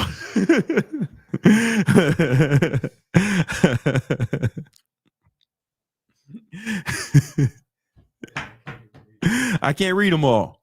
We're going to do the best we can. All right. All right. Everybody wants to know about drop shipping. I get this all the time. Drop shipping. And drop shipping is, I think it's trash. Because basically drop shipping is selling Chinese bullshit to old people. All right. Selling Chinese bullshit to old people. Right. And it fucking sucks. Right. Because the shit's going to take fucking 2 to 3 weeks to come from China to the old motherfucker in Missouri who bought your shit, who you scammed into buying your shit. But worst of all, if you got to run ads for this shit, right? And Facebook, Meta specifically, they don't like dropshippers. Every dropshipper I know, their fucking accounts are getting banned all the time, right? Like all the time. Motherfuckers have to have like 50 accounts. Right. I know, because I know some of these people who make good money dropshipping, but they always hit me up, man. You know somebody who can get my Facebook shit back? And like, yeah, obviously I know somebody who can do it. Right. I got somebody for anything. Right. I always got a guy, boss, for anything. And it's just a fucking nightmare. And then not only that, their fucking payment processes get shut down because they get too many complaints and too many chargebacks. You can make money doing it, but it's a fucking nightmare. And I wouldn't do it. Mind you, I've made money doing it in the past. This is how I know, right? It's a nightmare. I said, I don't want to do this no more, right? Because there's just better ways to make money, in my opinion. All right. Next, we're going to go with Bitcoin, crypto. I don't know how. This is something that people say. And you ever, mostly in Miami, like, what do you do? Oh man, I'm in the crypto. I don't know what they mean when they say that shit. Therefore, I'm gonna put trash. I don't think the blockchain is trash. I think there is utility in blockchain, and I don't think Bitcoin is trash or Ethereum is trash, or any of these fictitious fucking currencies that are any of this make believe money, right? I don't think it's trash. However, I think to try to make a business out of it is I'd advise against it, right? If you want to be an investor in it, cool. But if you want to make a business out of fucking crypto, I'd advise against that for a variety of reasons. All right. And one in particular, every scammer I know, like big time scammer, you got to pay him. You got to pay him in crypto. Why? Because their fucking payment processors always get shut down because of complaints. Right? They can't take regular payments like a fucking normal person. So they got to get crypto. It seems to be the preferred payment method for criminal enterprises. And that's the one reason why, as of now, I don't really stay away. I don't really fuck with it. I bought Bitcoin, and I bought Bitcoin at 19. When it was at 19,000, I dumped a ton of money into it. And then I sold it when it was like at 60. So I'm a fan of it because it made some money. I don't know what it does or what it's good for. It's not really good for anything. It's not good as a currency, right? The only thing you can buy is fucking crime. Right? I can't go to the grocery store and buy crypto as of yet, but at some point there might be some more utility. They got to figure that out. All right. Let's go with OnlyFans. I know people who do OnlyFans, women who do OnlyFans, and they make a lot of money. However, I'm still going to put it in trash if you're one of these women watching, thinking, oh man, maybe I should do OnlyFans. And the reason I'm putting it in trash is if you're going to have kids one day, right? One day that kid is going to be in school and somebody's going to pull up their mom, a video of their mom doing something strange for some change. And they won't even have to bully him. They'll just show him the picture. Maybe they'll put it in a group chat. And I imagine that's going to be difficult for that young person growing up. You know what I'm saying? So that's why I think it's trash, even though it's lucrative, right? It's just, is it worth fucking up your children's life for? It depends, you can make a lot of money doing it, though. Let's go with. Oh, okay. Hold up. Can you read this one? Minovia. What did I say? Econ? It's Oh, too you small. know? I All can't right. see it. Yeah, me neither, man. All right. I don't know. It ain't gambling. All right. Let's get some good ones up here. All right. Now, Amazon FBA is baller if you do it right. Now, you can't do drop shipping on Amazon. You get your shit fucked up, right? It's against Amazon terms of services. But if you find a way, if you create your own product or service and sell it on Amazon, you can make a lot of money. Or if you buy something wholesale and then sell it on Amazon, you can make a lot of money doing that. How do I know? Because I did it. Excuse me. When I first started my supplement line back in the day, I think my supplement line, Bro Laboratories, was the first black-owned supplement company. I'm gonna keep saying that until somebody proves me wrong, but I don't think no one else had a supplement line in 2009. All right, and the first initially I just sold it on Amazon. All right, I fucking used Amazon FBA, and I was just selling it on Amazon. It was the only place you can buy it. Right, so I think, and we made a lot of money off that. Like we made a lot of money at it. And eventually we put it on our own Shopify as well. But even when we had it on Shopify, on our own site on Shopify, we still used Amazon FBA for the fulfillment. So if somebody bought it from Shopify, it would be fulfilled by Amazon still, right? They have an integration. So I think Amazon FBA is fucking baller if you can get that shit popping right, especially if you have your own product or service. If you like your own brand, then it's super baller, right? If you have your own brand, it's balling out of control. I know people who make who have $100 million Amazon businesses, right, with their own brand, almost all on Amazon, right? If you're going to be, but most of y'all ain't going to do that shit because that's a big high barrier of entry, right? Most of you guys, when you're doing Amazon FBA, if you're doing it right, you're going to be buying something on wholesale and putting it on Amazon, which is still fucking baller. All right. Let's go with video editing. I think you're well suited to talk about this, man, because you this is the video guy we got here, Aiden. You ever did video editing as a business or side hustle? For sure. That's how I started off, was doing video editing. I think video editing is great. I would say between okay and good. All right. Okay and good, because you can't really scale it, right? You'll get burnt out quick. Yeah. You know, your eyes start hurting. You can only take on a certain amount of clients. And you know, you're also competing with a bunch of people, man. So you got to be really skilled at it if you're gonna just do video editing, as opposed to like content management or creation. Okay. I'm gonna go with the good on video editing, because I know, well, one guy, the dude, my boy Ryan, he does most of my TikTok and YouTube shorts, and he has a short form video agency, right? Well, so he does short form video for me, Grant Cardone, and a few other big names. He has some NDAs, so I don't know if I'm at liberty to say anyone else, but a lot of big names, right? And what he does is he'll fly to the person, right? And like he does with me, and we'll film 2 days, right? And we'll shoot.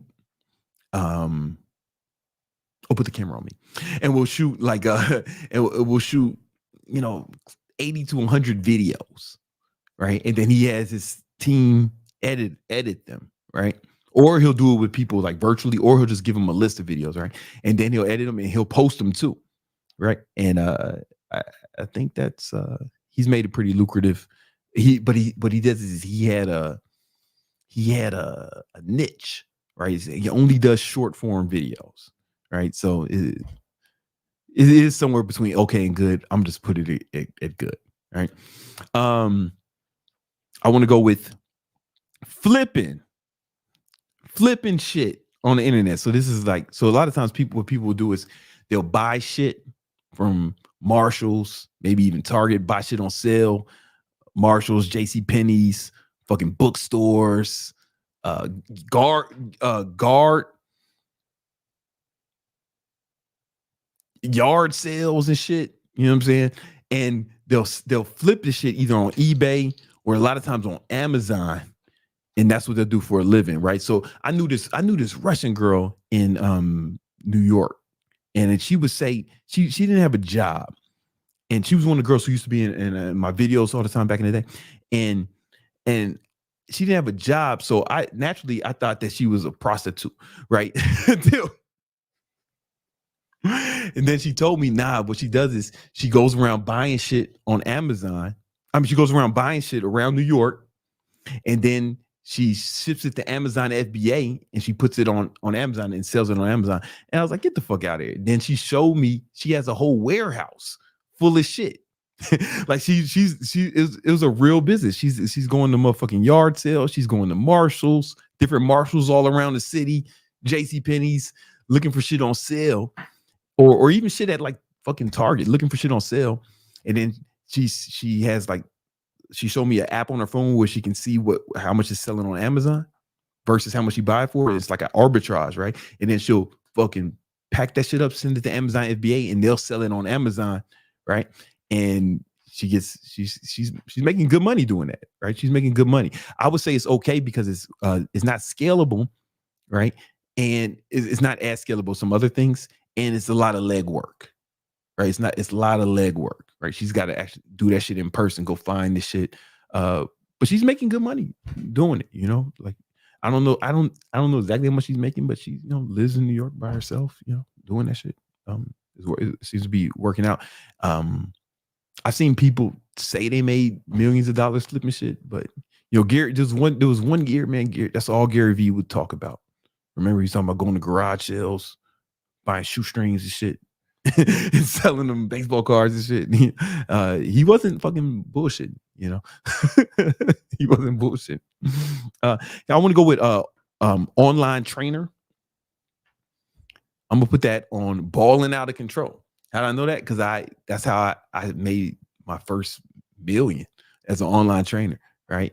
And I started off as an in-person trainer, but that's not scalable. You're getting paid by the hour, like a prostitute. I heard, and that's what I heard, and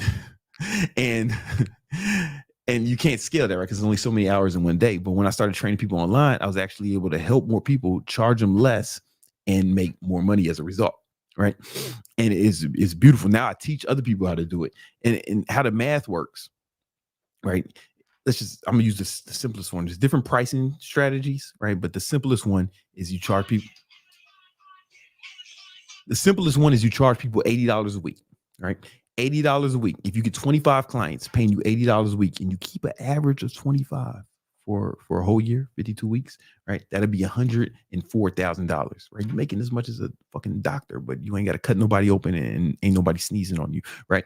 And and you may be thinking, who's going to pay $80 a week from online training, man? You can get everything from the motherfucking internet, or you can watch some YouTube videos or ChatGPT and get all the information. Yeah, as an online trainer, you're not selling the information, right? What you're going to do is you're going to give them a workout plan and a diet plan, right? And they're going to do it on their own, right? But we help our students. We help them set up their own app, right? I was doing it with like Google Sheets back in the day, and they just mark what they did each day, and they mark their calories each day, right? And we can see it in each time. Like, I still train people now. I still have a few clients. Don't ask me to train you because you can't afford it. It's going to be like a fucking ton of money, right? But like a retarded amount, right? But I can go online right now and see what all my clients ate for breakfast, lunch, and dinner yesterday. I see exactly how many calories they had, how many macros they had, right? A fucking YouTube video ain't gonna make you do that. And I make sure they do it every day, right?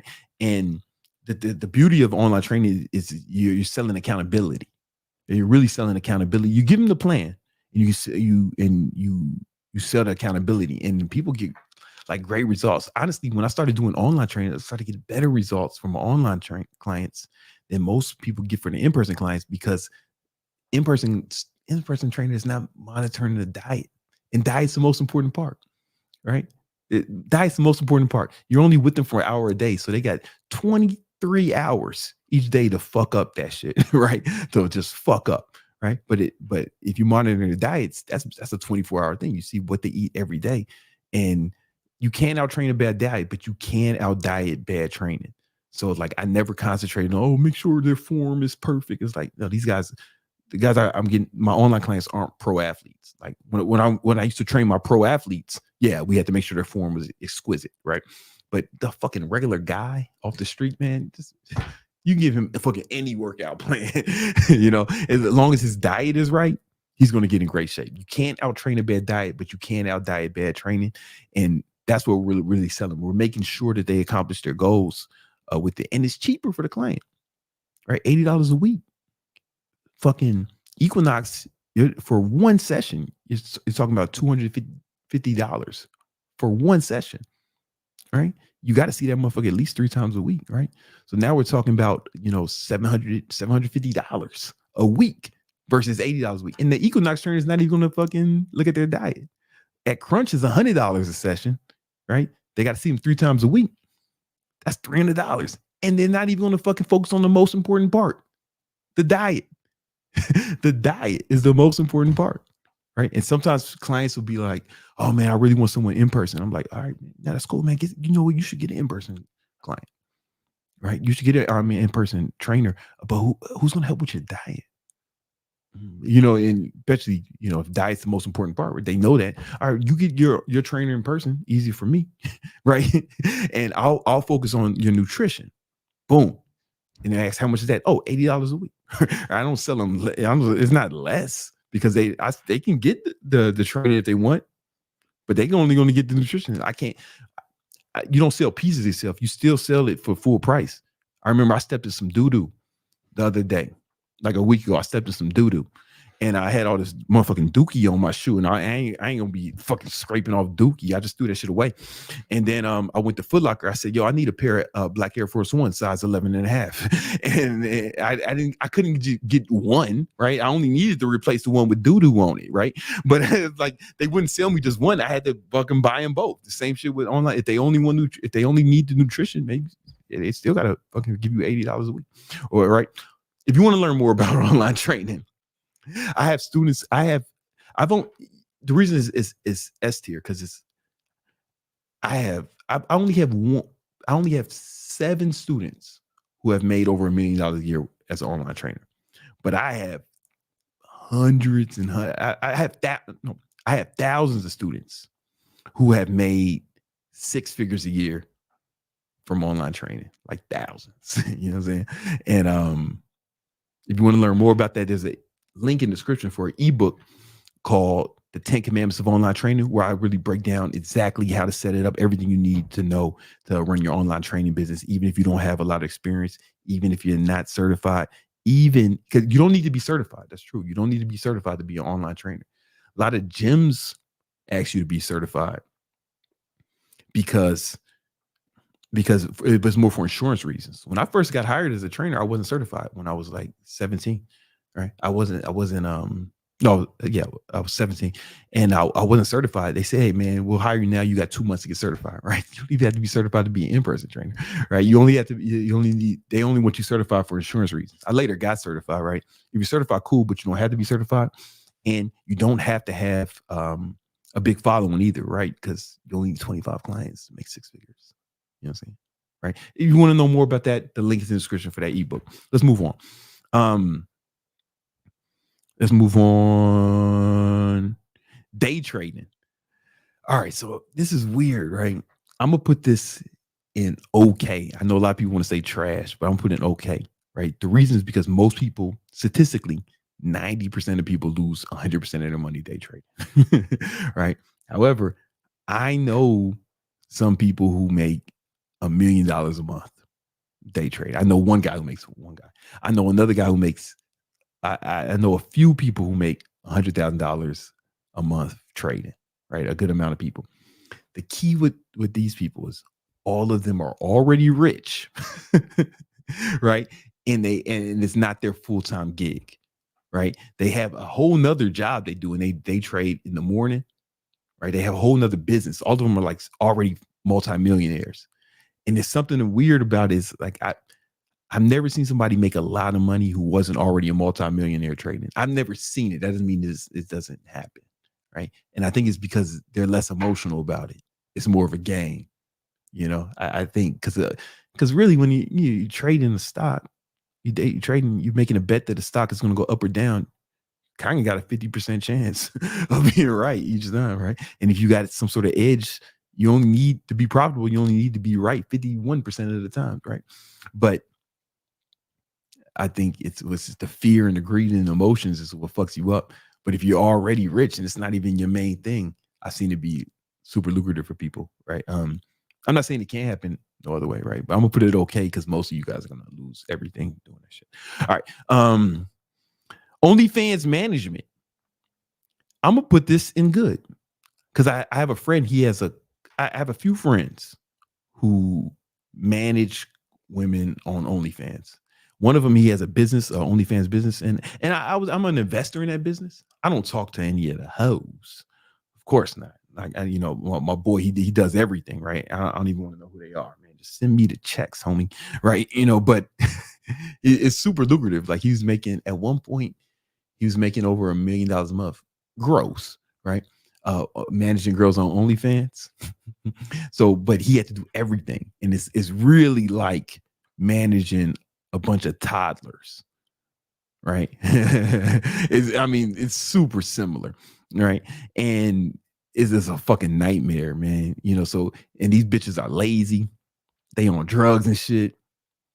Like, he didn't put them on drugs. They just like drugs, right? And he's not on like no fucking crazy time.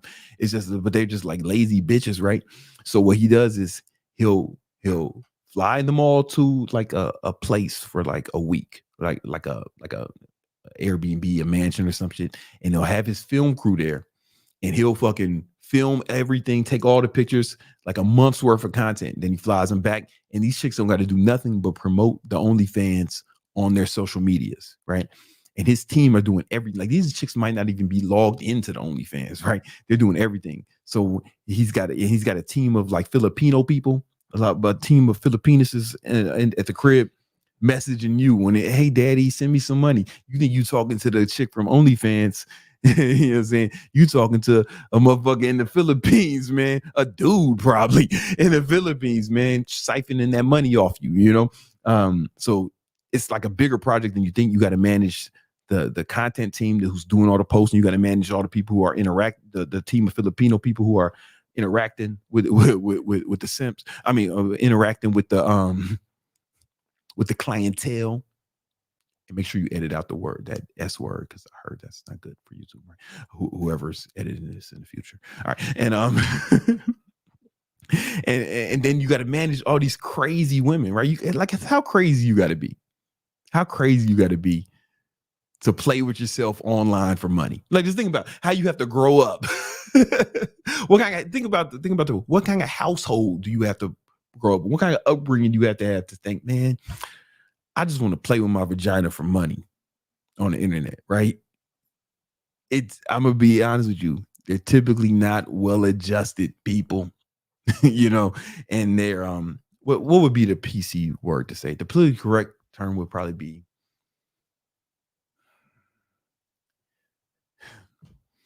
the sanity impaired. They ain't got no ethics, and you got to deal with these people. You know what I'm saying? The worst among us, some of the worst people among us, and a huge amount of them, they like cocaine. Cocaine seems to be their preferred breakfast, lunch, and dinner, from what I hear. I don't have to deal with him. I just gave him some money to start his business, and I get a little check every month, man, which is cool, man. You know what I'm saying? Yeah. I hope they keep twerking for your boy. Selling info products. I'm gonna put this as in good if you're good at it, right? Like selling courses and shit. If people, course sellers get a bad rap, but I've bought so many courses that I've learned so much from, bro. Like, honestly. And every time I want to learn something, a new skill in the past, I would buy like maybe 3-4 courses, right? And try to learn it and read every book I can, right? So, a lot of times when people buy a course, they think, man, I bought this course and I ain't even a millionaire. It's like, yeah, I'm gonna be honest with you. It's difficult to believe that one course is going to do that for you. You know what I'm saying? You're probably gonna have to probably gonna have to keep studying over and over again. You know what I'm saying? Like, but it'll put you on the right path, right? I don't think there's been any one course that's helped me make a ton of money. But every course, even the bad courses, right? The people who, like, I bought some courses from people who ended up on like CoffeeZilla or some shit, and I was able to take some knowledge from there and make some money, right? So it's also you, right? Like, some of it is you. Like, we all go to high school. Some of us end up fucking homeless drug addicts. That don't mean high school sucks, right? Some of them end up like me, fucking rich, handsome, and successful, right? Like, I don't know if that's a referendum on high school. I just think it's like sometimes it's the person too, you know. But what I will say is a lot of people who sell courses, they oversell it. They oversell the dream like it's going to be fucking easy. It's going to be, you know, you just buy this course. Next thing you know, man, it's going to be fucking models, caviar, private jets. You know what I'm saying? Bitches going to be fucking begging to blow you. You know what I'm saying? Like praying at night that they'll blow you. Like, it's far-fetched, right? That's why, like, I don't sell a course. I sell a coaching program, right? But in my shit, I'll be like, yo, it's going to take hard work. It's going to take hard work. It's not going to be easy. Matter of fact, if you lazy, don't fucking come here. Because I don't want those motherfuckers to fucking buy. I don't want that kind of customer. But I think a lot of course sellers, they go after that kind of customer. And that kind of customer, no matter how good the shit is, he's going to fail because he was looking for something to be easy. And it's the marketer's fault. It's the course seller's fault for saying it was going to be easy. I think it's not the material, it's the expectations. Right? They get false expectations. This is gonna be easy, man. Here's me on my fucking private jet and all this other shit.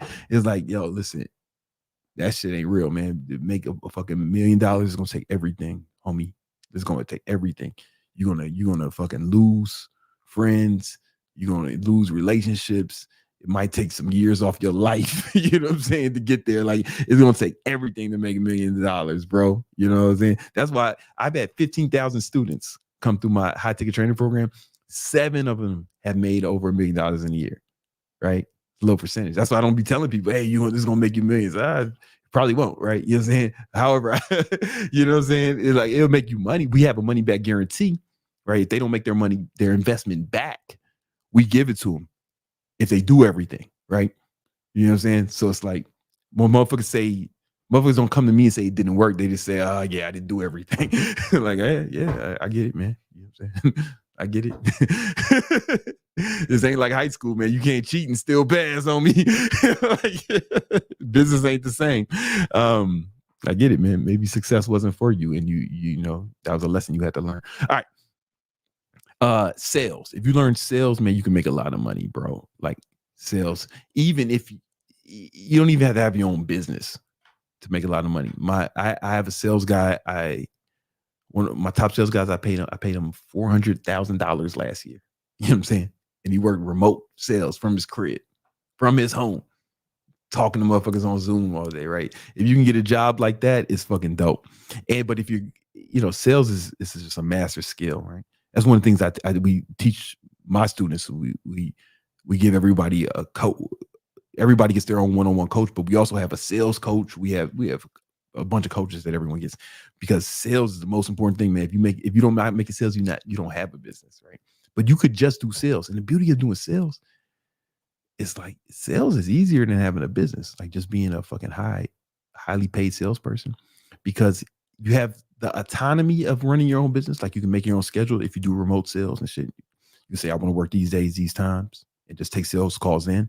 Right. So you have the autonomy, right, without the responsibility. I remember when I was building my business initially, and it was so difficult. Remember, I told you it takes everything to make $1 million, man. You're going to lose sleep. You're going to lose friends.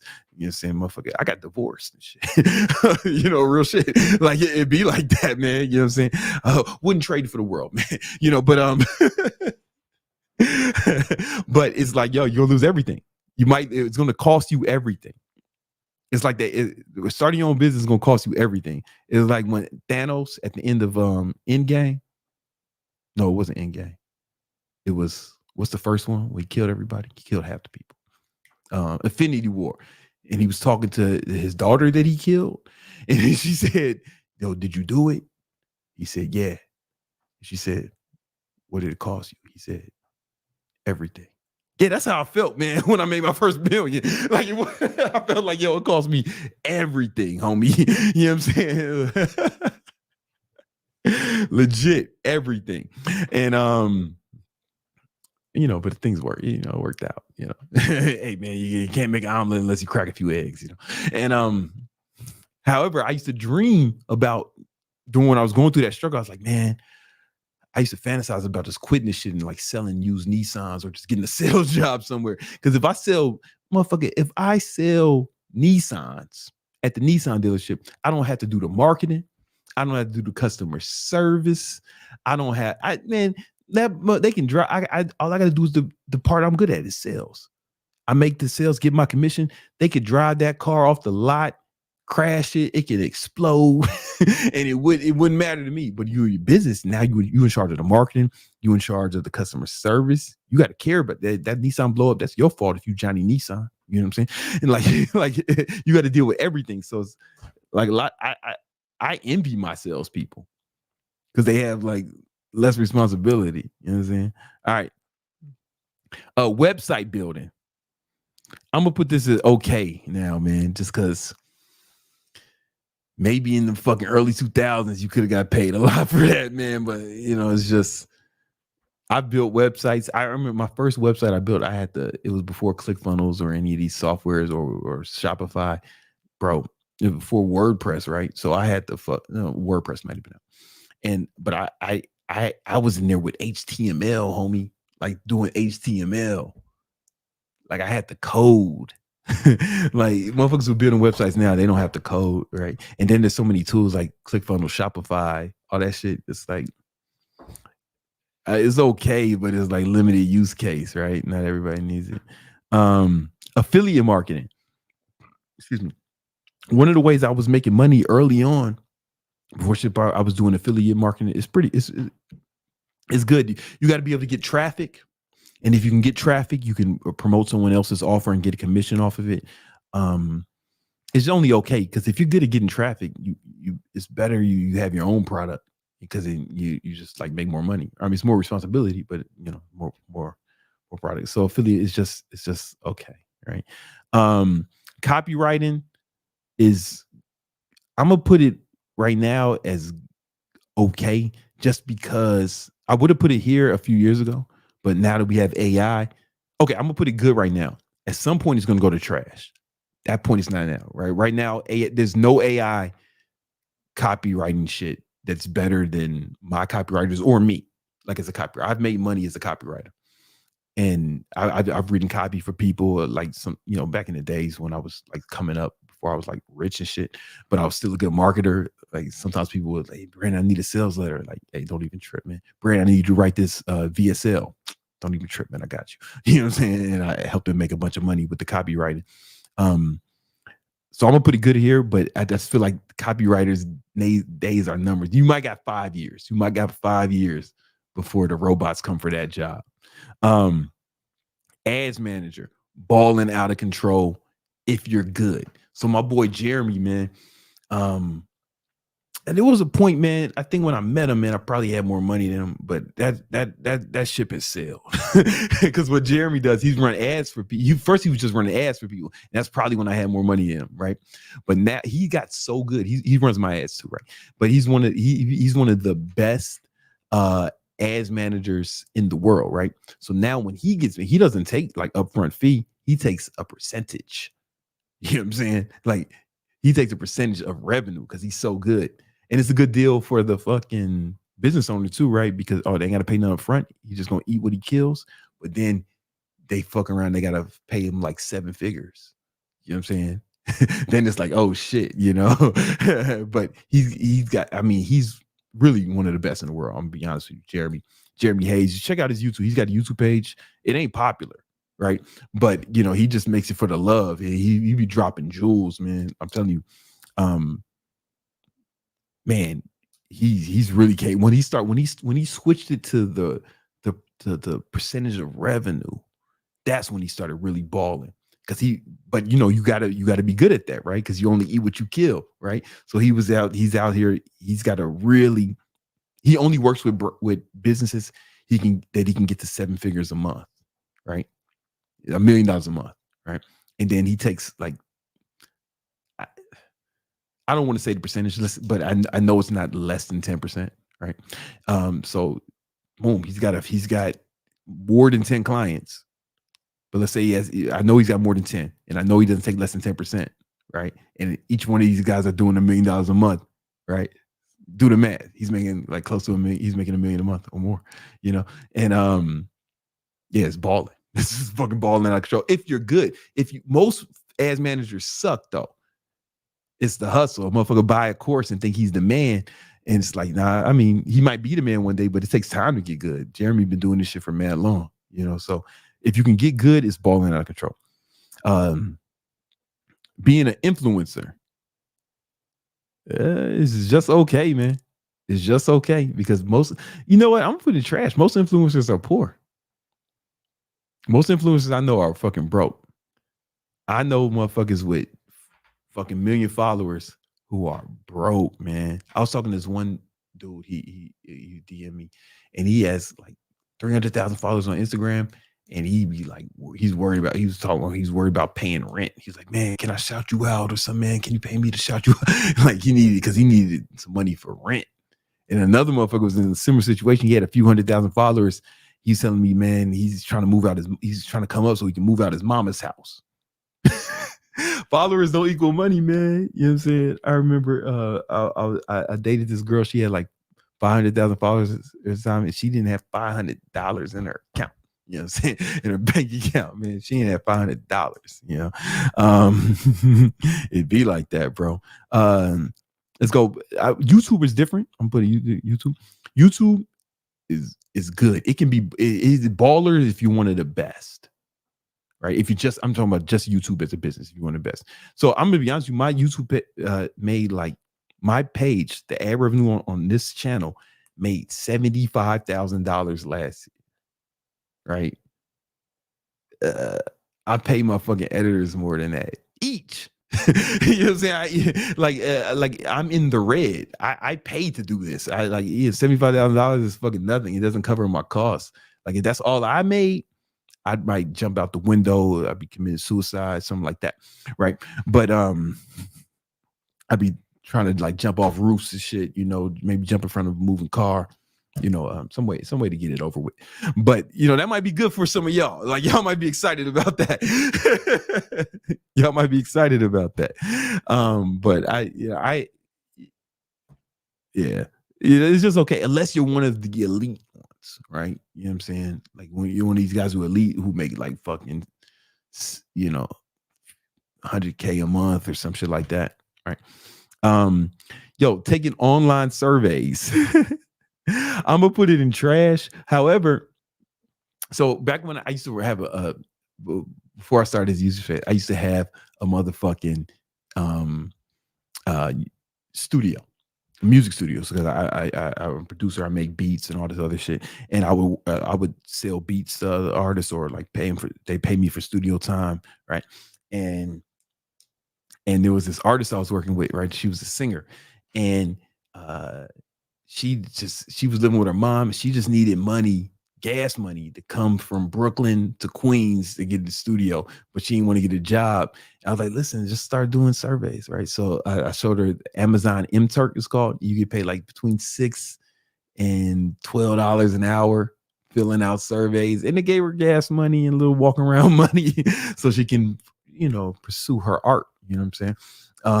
But if a lot of you motherfuckers broke, you ain't got no money. Like you could do that shit today, right? You can go Amazon, MTurk, there's a few other ones, right? You can start making money like today.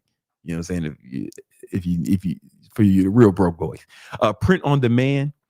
I'm gonna put it's just okay. The reason I would put it in trash had it not be from the story I'm about to tell you.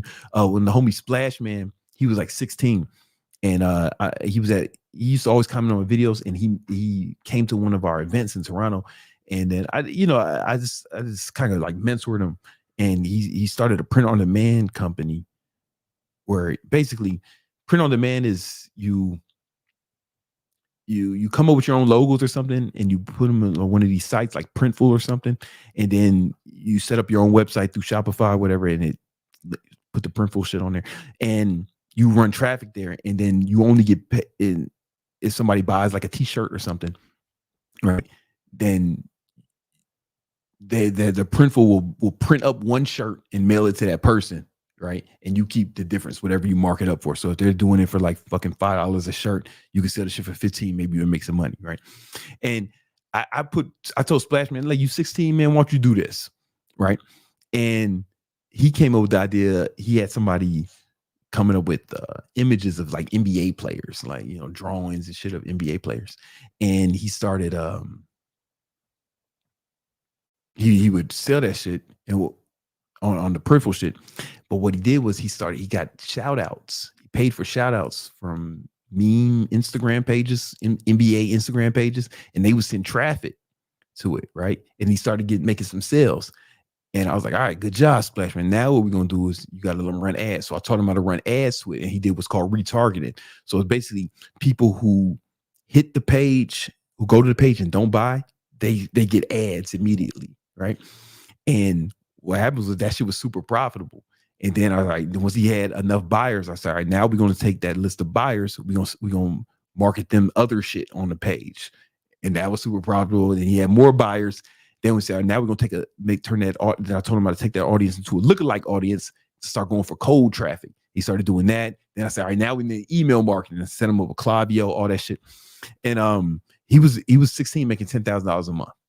You know what I'm saying? After my tutelage, right?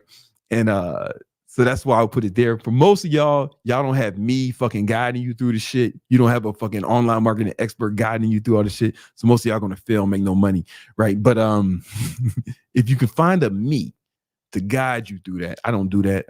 I won't do that with nobody now. But it can work. I knew there was another guy I worked with.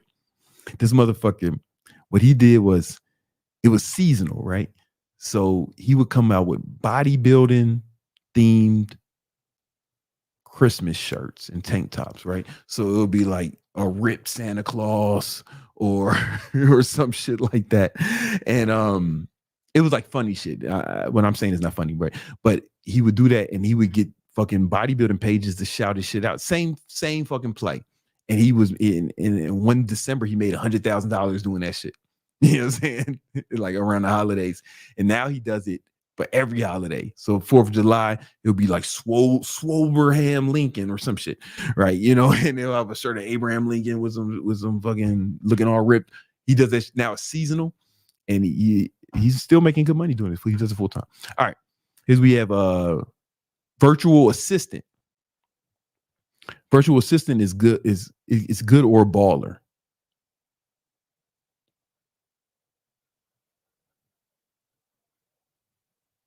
I'm gonna put good.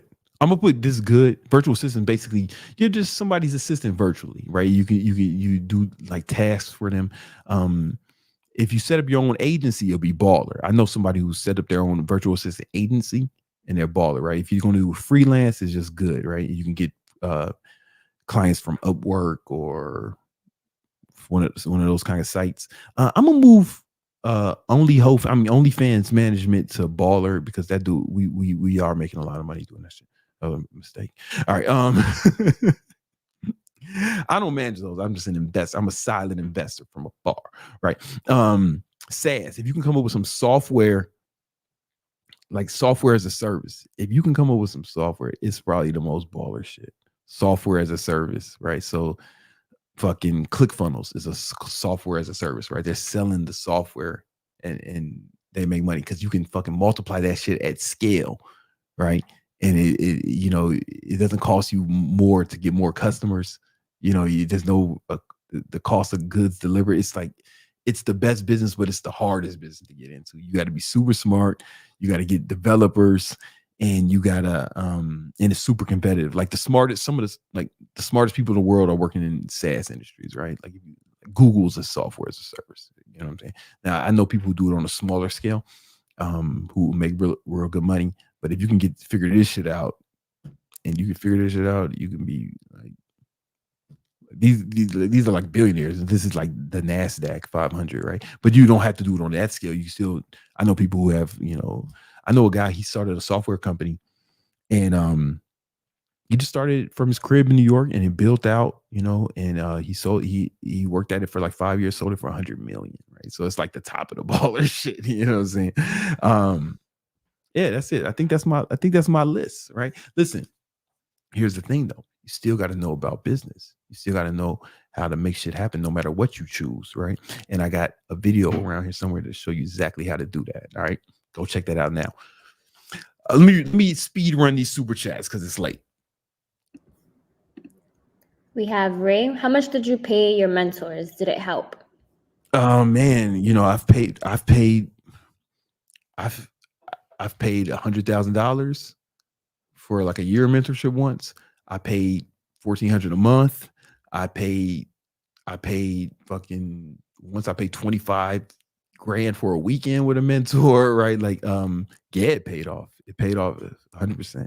100% it paid off. Like way more, because what it does is it speeds it. It shortens your learning curve, right? So you can get there faster. Like the mentor mentee relationship is the only form of learning that never fails. You know what I'm saying? It's like, people buy courses or read books all the time and don't become rich, but like somebody who has a mentor and they're taking it seriously and they're working with their mentor every day, and their mentor is making sure that they accomplish the goals, like they're going to accomplish their goals. You know what I'm saying? Like they're going to accomplish their goals if the mentor is good and they're good, right?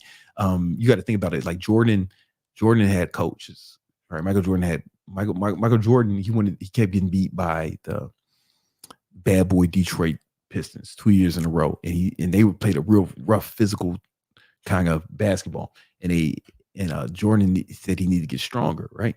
So he hired a coach, a mentor, right? Tim Grover, right? Tim Grover got him strong, helped him build his body, and then he, the story, man, 6 championships later, right?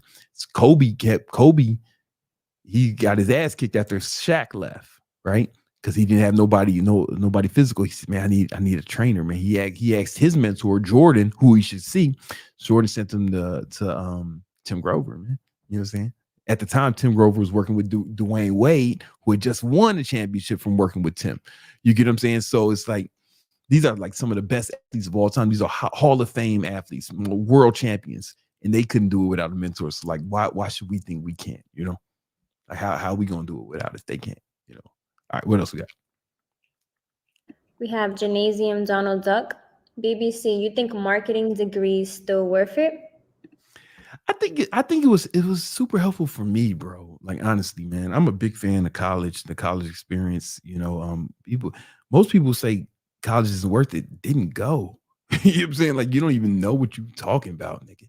And then it's like like you don't know what you're talking about. And it was definitely worth it for me, man. Like it was some stuff I learned in the environment, and then the friends I made, the networking. Like if I woke up today and I was 18, I would do it again. 17. I went to college when I was 17 because I'm smarter than y'all. All right, what else we got? His follow-up is, since people are now learning from courses, that has to do with the first question. Yeah, here's the thing. Courses are like limited knowledge, right? It's focused on one specific thing, where like that marketing degree is going to be broader, and that's a good thing to have a broader scope of information. You have more. We have tap in. Oh, sorry. No, go ahead. We have Tap In Productions. Where do you see rum around election time? # free speech. I don't know what none of that means. Right. So I'm not going to answer it because I don't want to get in trouble for saying rum might be an acronym for, you know what I'm saying, run up murders. Right. Brandon advocating for murder. Right. It might be a setup. You might be saying you might be trying to get me set up, man. So I don't know what you're talking about. So I'm going to ignore it. Or it can be alcohol. All right. We got Brian. Uh-huh. Does Think and Grow Rich principle still work as you pass 1 million in net profit and net worth? Yeah, you just probably won't need it. It'll probably be in you instead of on you. It'll probably be like ingrained in you by then. You know what I'm saying?